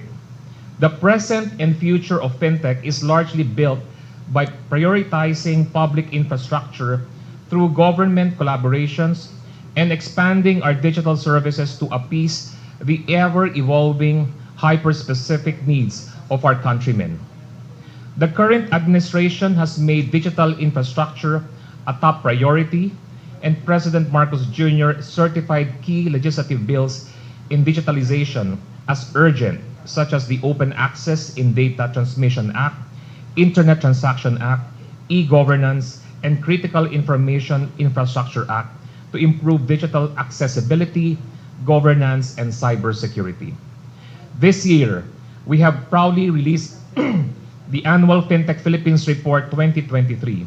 It is a prized resource material of even legislators, policymakers, academe, researchers, investors, and foreign missions in the country. It captures the evolution of the country's fintech industry and the impact of the individual and collective activities of all players have on the lives and dreams of Filipinos. According to this report, the Philippines is seeing substantial growth in banking and connectivity. From 2022, we've already seen a 9.2% increase in deposit accounts, which stands at 93.2 million, and 41 million active e-money accounts.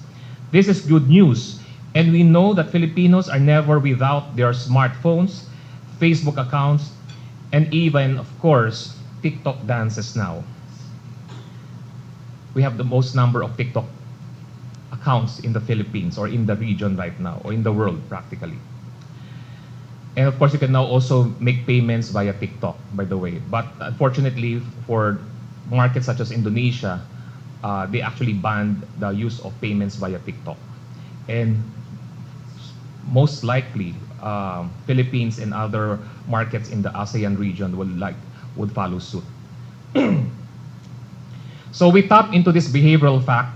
Smartphones have penetrated 85% of the population, with about 97.5% of them mobile broadband connection users. That's about 84.75 million internet users and counting. Through the National Economic Development Authority, or through their National Economic Development Plan, the Securities and Exchange Commission, of course, together with the BSP, the government has achieved its fintech targets, which is 5 years in advance. We now have 285 fintechs as of 2023. This feat is a testament to the collaborative efforts of stakeholders across the financial ecosystem. We have also remained persistent. Hurdles are inevitable and roadblocks are expected. But we must power through because the global and Philippine outlook are both promising. Digital banks and digital-centric apps are being used by 38% of the population for online payments, 21% use them for lending, 11% for remittance, and 9% for e-wallets. With these statistics, we have a better grasp of what matters to most Filipinos and their banking priorities. Listening to our audience is key in improving our services. The future involves cultivating a digital financial ecosystem that's robust and dynamic and built on innovation. Regulators in the Philippines are laying the groundwork for digital-first business models, introducing new digital banking licenses, creating real-time payment systems, and establishing a standardized QR code payment network, which is called QRPH. Updated eKYC, digital identification, and verification are also enforced for digital banks. And this is for better safety and security during the customer onboarding process. In fact, just 2 weeks ago, during the first Cashless Expo, together with the DTI and the BSP, they introduced a campaign for interoperable payments called Scan na All. Scan na All. Oh, mahirap lang pag naging scam na all. Oo, di ba? So, scan na all because that is part of the education amongst Filipinos that you could actually make use of your any bank or e-wallet app to scan any QR. Kasi the idea before is that once they see a GCash QR in any merchant, ang isipin ng tao, nung customer, dapat I have to have a GCash account as well. Hindi siya pwedeng GCash to GCash lang. So it's actually GCash to any or any to GCash. So practically it's interoperable. You may have a rural bank app, and you could actually scan a Maya app, a Maya QR, a GCash QR, an RCBC QR, a BPI QR, a Metrobank QR, etc. etc. Kaya ang campaign ngayon is scan na all. Okay. As I've said, wag naman sanang maraming scam na all. Again, transactions through the BSP's InstaPay and PesoNet gateways have significantly increased by the end of September 2023 with a 30% rise in transaction value reaching about 9.2 trillion pesos and a 40.5% increase in transaction volume totaling 638 million transactions from January to September this year. The fintech market is expected to grow by $44 billion by 2024. And the Philippine government has been beefing up its investments into digital to transform the country into a digital hotspot. In his second State of the Nation address, or SONA, by President Marcos Jr., he mentioned that the digital economy generated about 2 trillion pesos, which is about a tenth of the country's GDP. The fintech industry is forecast to continuously grow as the Philippines aims to be a $1 trillion economy by 2033. And this is a study according to S&P Global Market Intelligence. And at the end of the day, progress and hope is nothing without its last letter, and that is E, for empathy. Technology is a transformation driver. If leveraged well and ethically, it creates empathy-driven and human-centric solutions. We must continue to solicit feedback from partners and valuable clients to sharpen our approaches and ensure that they are relevant to the concerns and lifestyles of the market. At RCBC, we prioritize delivering innovations with empathy. And from there, RCBC's hypergrowth became one for the books. We leapfrogged from being 8th in ranking in terms of assets among privately held unibanks in 2018 to 5th by end of 2022. We did it in barely 4 years and at the height of the pandemic. Our assets grew 23% to over $29 billion US dollars, and our net income soared by 71% to $294 million. We have also seen an 8% increase in loans and a 28% increase in deposits. Of course, we have also found, during the pandemic, at the height of the lockdowns, we are the only organization that has actually seen an investment coming from Sumitomo Mitsui Banking Corporation, or SMBC, having 20% equity shareholdings into RCBC that translates to about $428 million US dollars. And in fact, that was the biggest announcement made, or a PR coup made during the Singapore FinTech Festival during last year's event. So we have garnered global recognition by prestigious award-giving bodies. And among the greatest accolades RCBC bagged this year is the Best Bank for Digital by Asia Money for the 4th consecutive year. Asia Money said in a statement, and I quote, "When it comes to digital solutions, RCBC remains the bank to beat," unquote.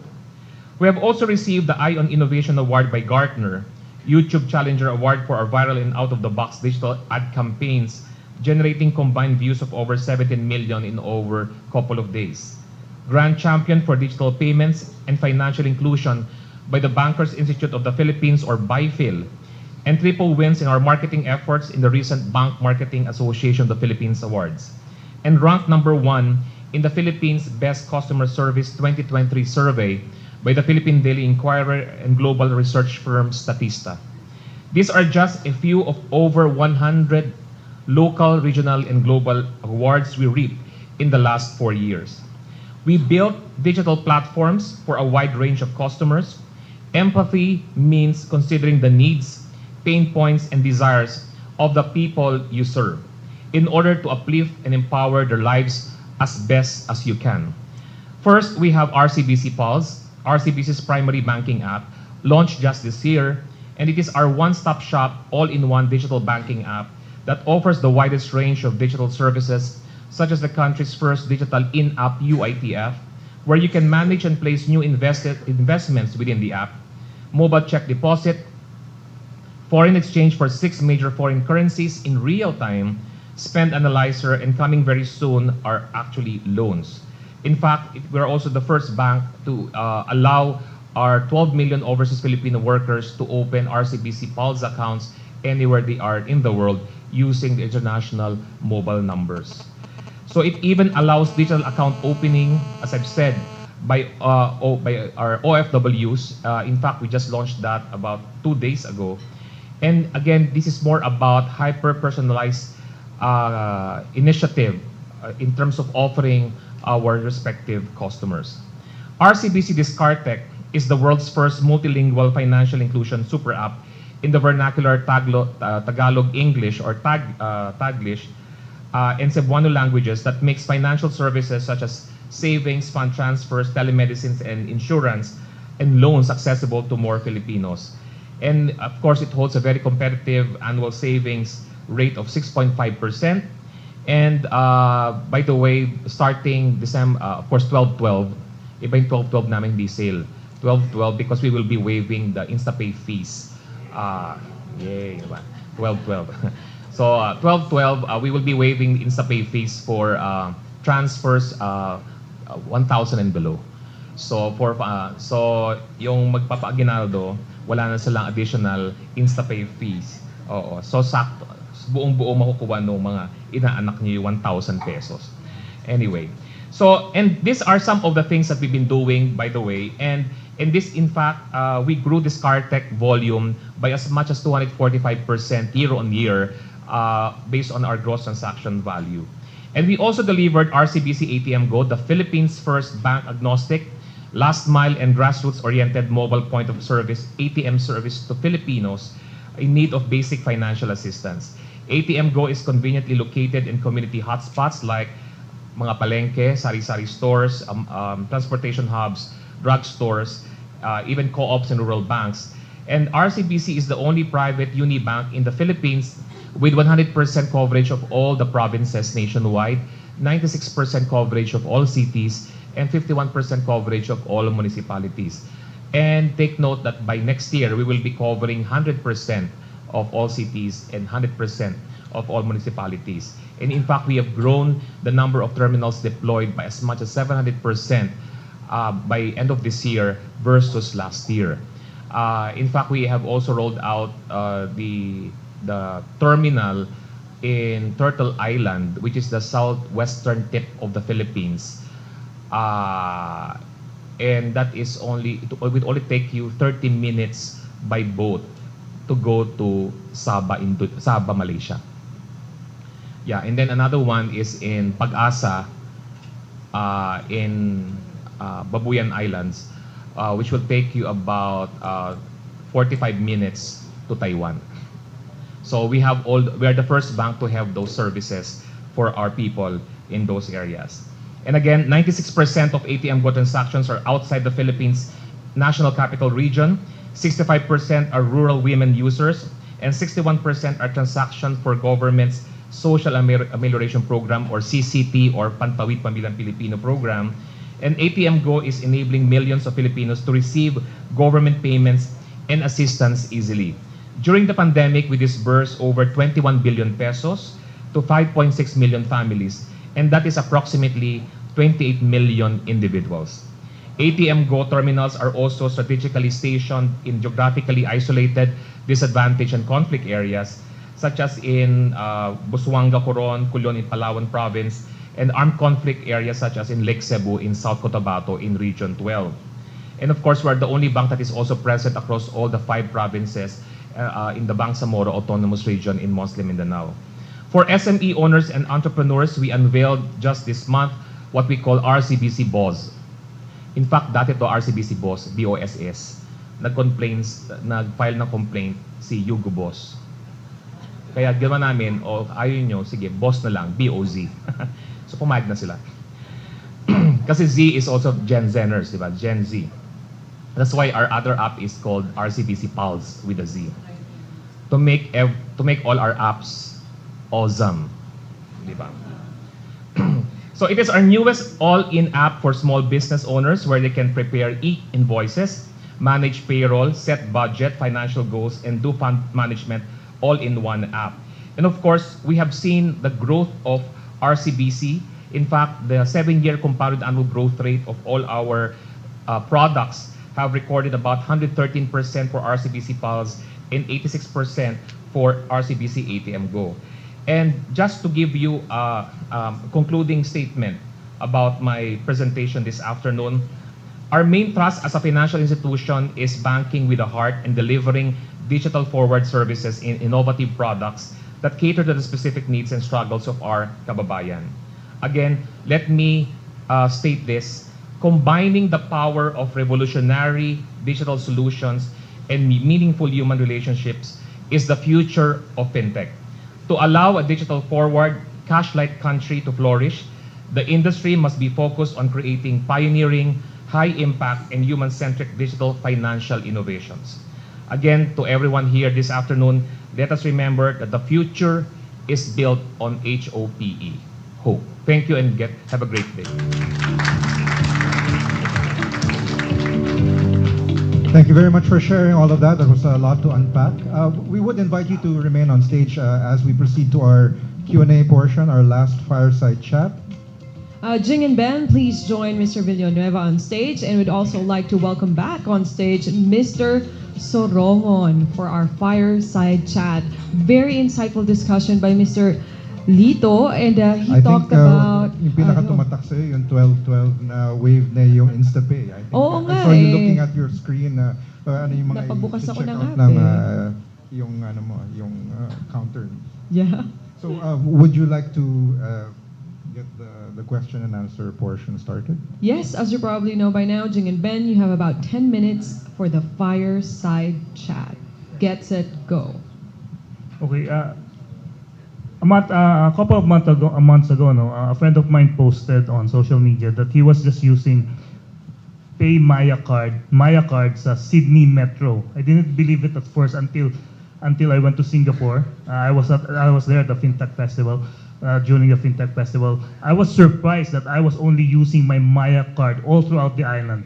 The Metro Rail, the MRT, the taxi, Grab, and of course even the buses, and 7-Eleven, everything. And I was surprised that I still have Singapore dollars in my wallet that I didn't spend because I was just using Maya card. Unfortunately, we can't use it here.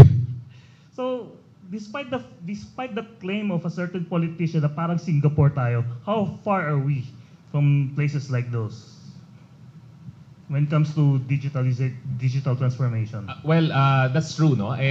You can actually use any Visa or MasterCard, may it be prepaid, debit, or credit, in Singapore, MRT or bus network, and even in Sydney, etc. Of course, because it's a global scheme, no?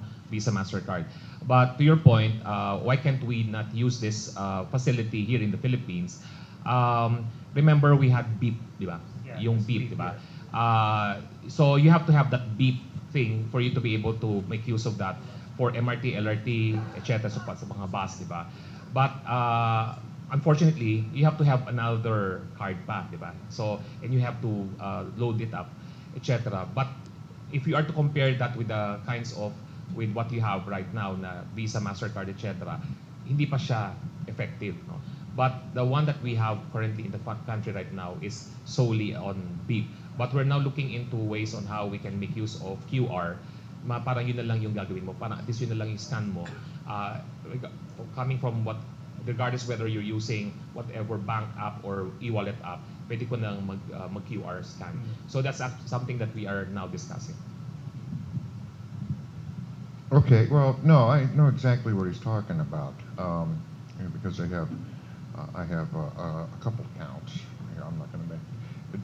Sorry, they're neither your banks, so I'm not going to mention who they are. But the same thing. I use my debit card everywhere, in the States actually, and that seems to be a leap of integration that is difficult to make. The beep cards, for instance, I still don't know if new ones are available. Which that brings me to the question that I was going to ask, and this has come up in our forums before. And maybe both of you have some insights on this. All our drive for digitalization and evolving the whole financial system really depends on a robust infrastructure, and that is sometimes quite a headache. I can't tell you how many times I've gone to the 7-Eleven at the bottom of my building where I live just to buy a soda or a loaf of bread or something like that, and want to pay with my GCash, and the GCash system isn't working. I'm not picking on GCash in particular because it's happened with the QRPH too, actually. I've had that experience. So, I guess what do you guys see from your perspective as the obstacles that still need to be overcome in terms of you need that physical infrastructure in the background there for all of your digital features and benefits to work? Well, I'm not really an expert here compared to Sir Lito, but I will try to answer best as I can.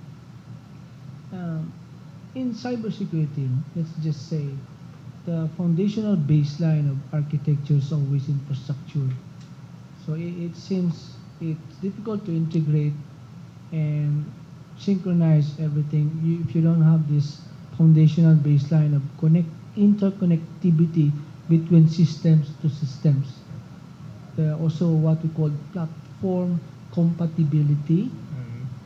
We also have to expose our APIs, and of course things that you have to consider is as well the stability and the security. In fact, when we did a study comparing infrastructure of Japan and Philippines, we are way behind. They have already internet lines there, 1 gigabit per household. Wow. Our average is just around 200 MB, I think, 100 MB. And even our telcos, we are dominated by 2 telcos, then there's other player, but still infrastructure, there's one leading giant, right? But then some of this, they also shared these facilities. So I would say the most critical part of interconnectivity is infrastructure sharing and the stability of this connectivity of the systems relies on the state-sponsored or support. So it would be difficult by private firm and other public organization maybe to push on this because it should be solely supported by the government and state. I don't know, guys, but that's my perspective, no? As I would say as a user or a household user. Yeah. So. Dito? Yeah, thank you. I think if I may echo what BSP Deputy Governor Mert Tangonan said in his opening remarks during the Cashless Expo. He said in Filipino, yung nagawa natin sa digital payments, sabi niya, malayo na, malayo pa. Kumaga, we have actually achieved quite a number of things in terms of advancing digital payments in the Philippines. Yet there are so many things to be done still in terms of having to have that, that not really the ideal state of digital payments, but really making sure that we can address the pain points of our citizens. To your point, for example, of having those downtimes for accessing QRs, etc. And I think definitely the entire industry has been united in terms of having to ensure that we support that interoperable payments. In fact, having to have that collective campaign of telling the public that you may have a different you may have a bank account from the province or bank account from whatever or wallet, but it actually can be accepted using that standard QR. So I think education plays a critical role, and at the same time, our collaboration amongst industry players and of course all the stakeholders in the payments landscape are really united in terms of having to deliver the desired outcomes. And I think one of the metrics, if we are to highlight how we are in terms of assessing our progress and our performance, is a mere fact that we were able to surpass the twin goals set by the Digital Payments Transformation Roadmap. As I've said, we have now surpassed having to onboard at least 70% of adult Filipinos to have transactional banking accounts, and at the same time to shift at least 50% of retail financial transactions to digital by end of this year. And as I've said, we are able to achieve those twin goals. So I think that alone will give us a glimpse of how strong the vision and decisiveness of all the stakeholders to really make this happen. Thank you so much, Mr. Lito. And time's up for the last time. Jing and Ben, thank you so much for such a productive discussion on fintech. Katulad ng May sinabi we ni ask Sir, all of you to remain on stage first? please remain on stage. So if you'd like to invite our COO on stage, she will be joined by... Yes, we'd like to call back on stage our President and CEO, Ms. Blanca. And of course, she will be joined by our Vice President for Sales and Marketing, Ms. Rhoda Alonzo Zabat.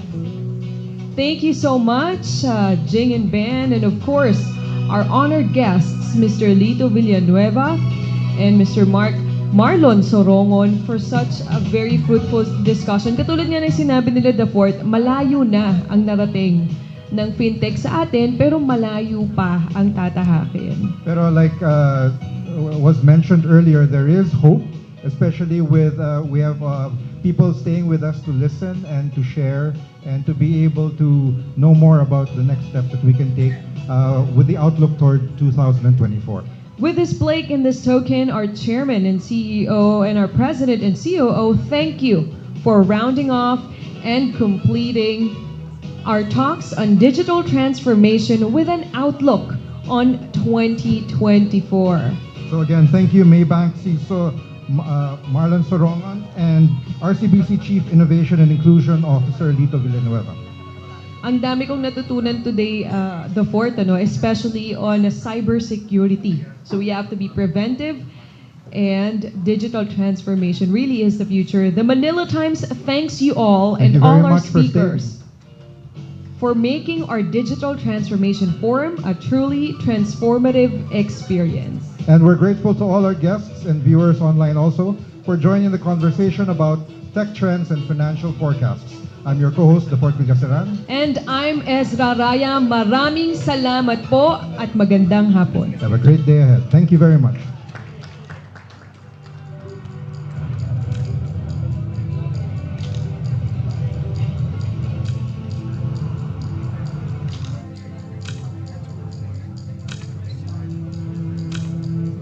Sign up for a year.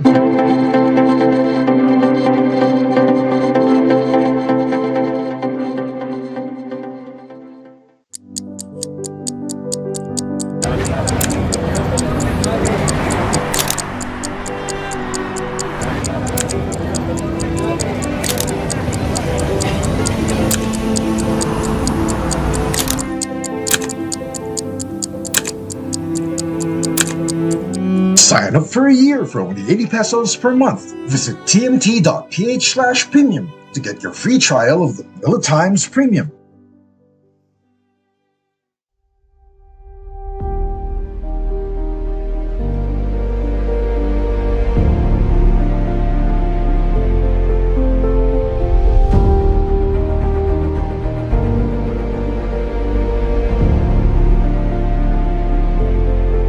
Noong 2016, tinanggap natin ang hamon na baguhin ang tingin ng mga tao sa mga motorcycle taxis.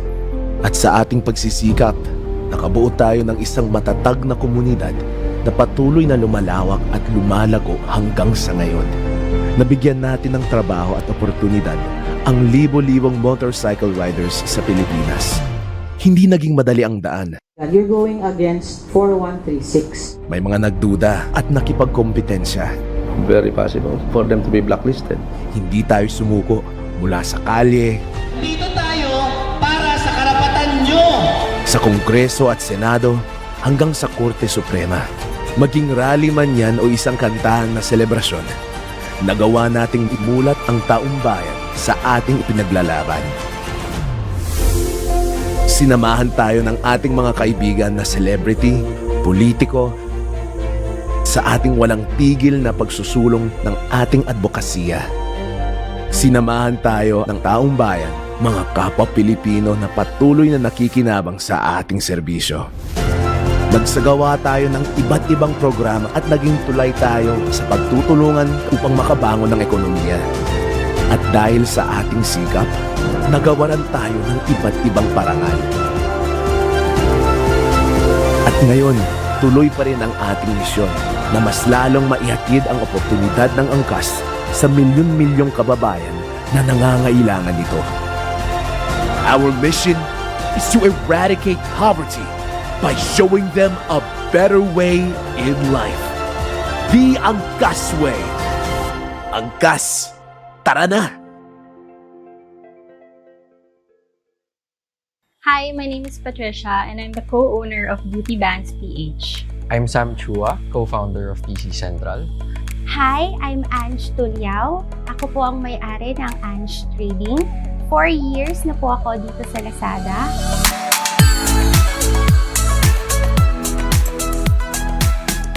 I started in e-commerce in 2017. The business started because there was a lack of equipment that I needed for my training. So it was just something simple like that. And when I couldn't find it here, I decided to make my own na lang because there was really no other option available here. PC Central is an online retailer that sells in Lazada.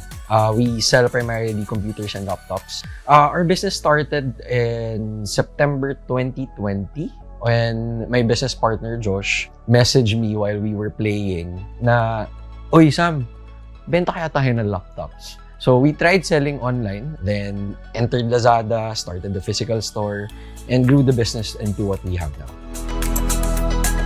Sumali po ako dito sa Lazada nung nagbabazar ako. And naisipan ko na, what if kaya kung i-market ko pa yung mga products ko sa iba't ibang lugar dito sa Pilipinas? Kaya naisipan ko na mag-join sa Lazada. It started with a couple of orders wherein I just ordered for me and my friends. And then after a while, word just spread. More and more people started reaching out. Even people I didn't know. The business just grew organically from my personal network. And then I think now, 3 years in, I can say that we cater to all shapes, all sizes.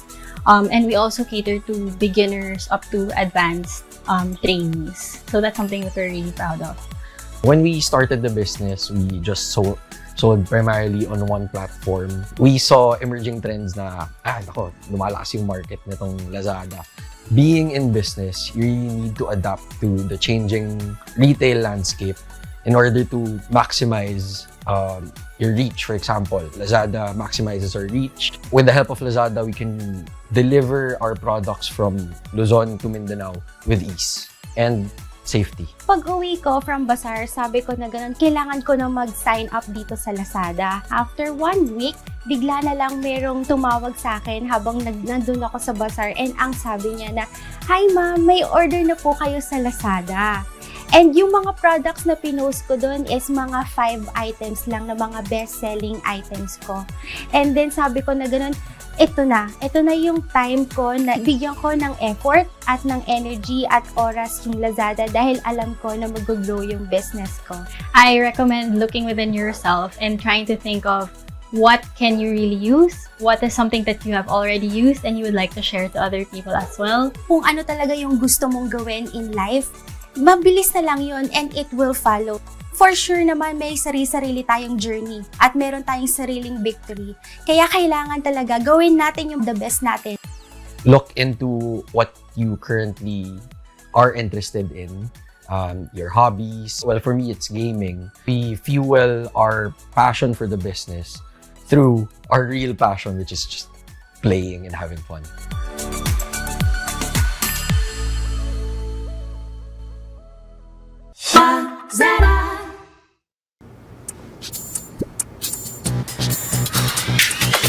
Dito sa Lazada, kaya mo yan. Pagbentang parang winner, kaya mo yan. Dito sa Lazada, kayang gawin.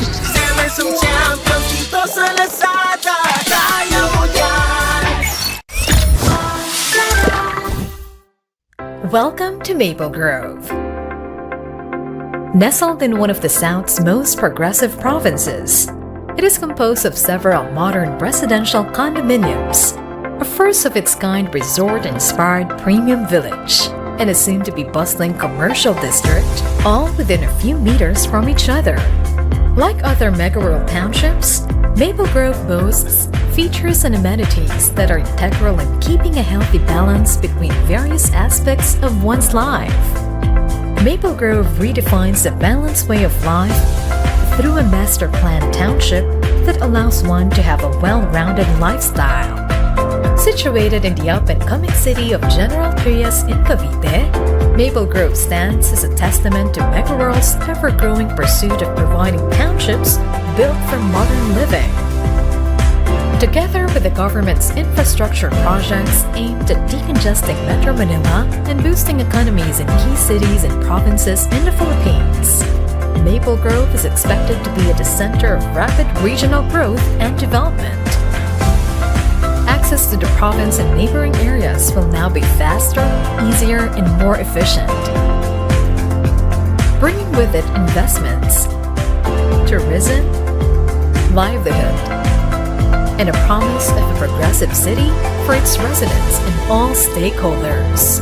With the forthcoming developments in and around its vicinity, its central and strategic location, and well-designed components, Maple Grove is an embodiment of a modern township that allows for a balanced and harmonious way of life, letting one have the luxury of time and peace of mind. Quality of life comes when it is in balance. Even in the fast-paced lives that we all lead, we seek to pursue harmony in our lifestyle, careers, and relationships. Now comes the development that incorporates this at the core of its concept. Welcome to your MegaWorld Township.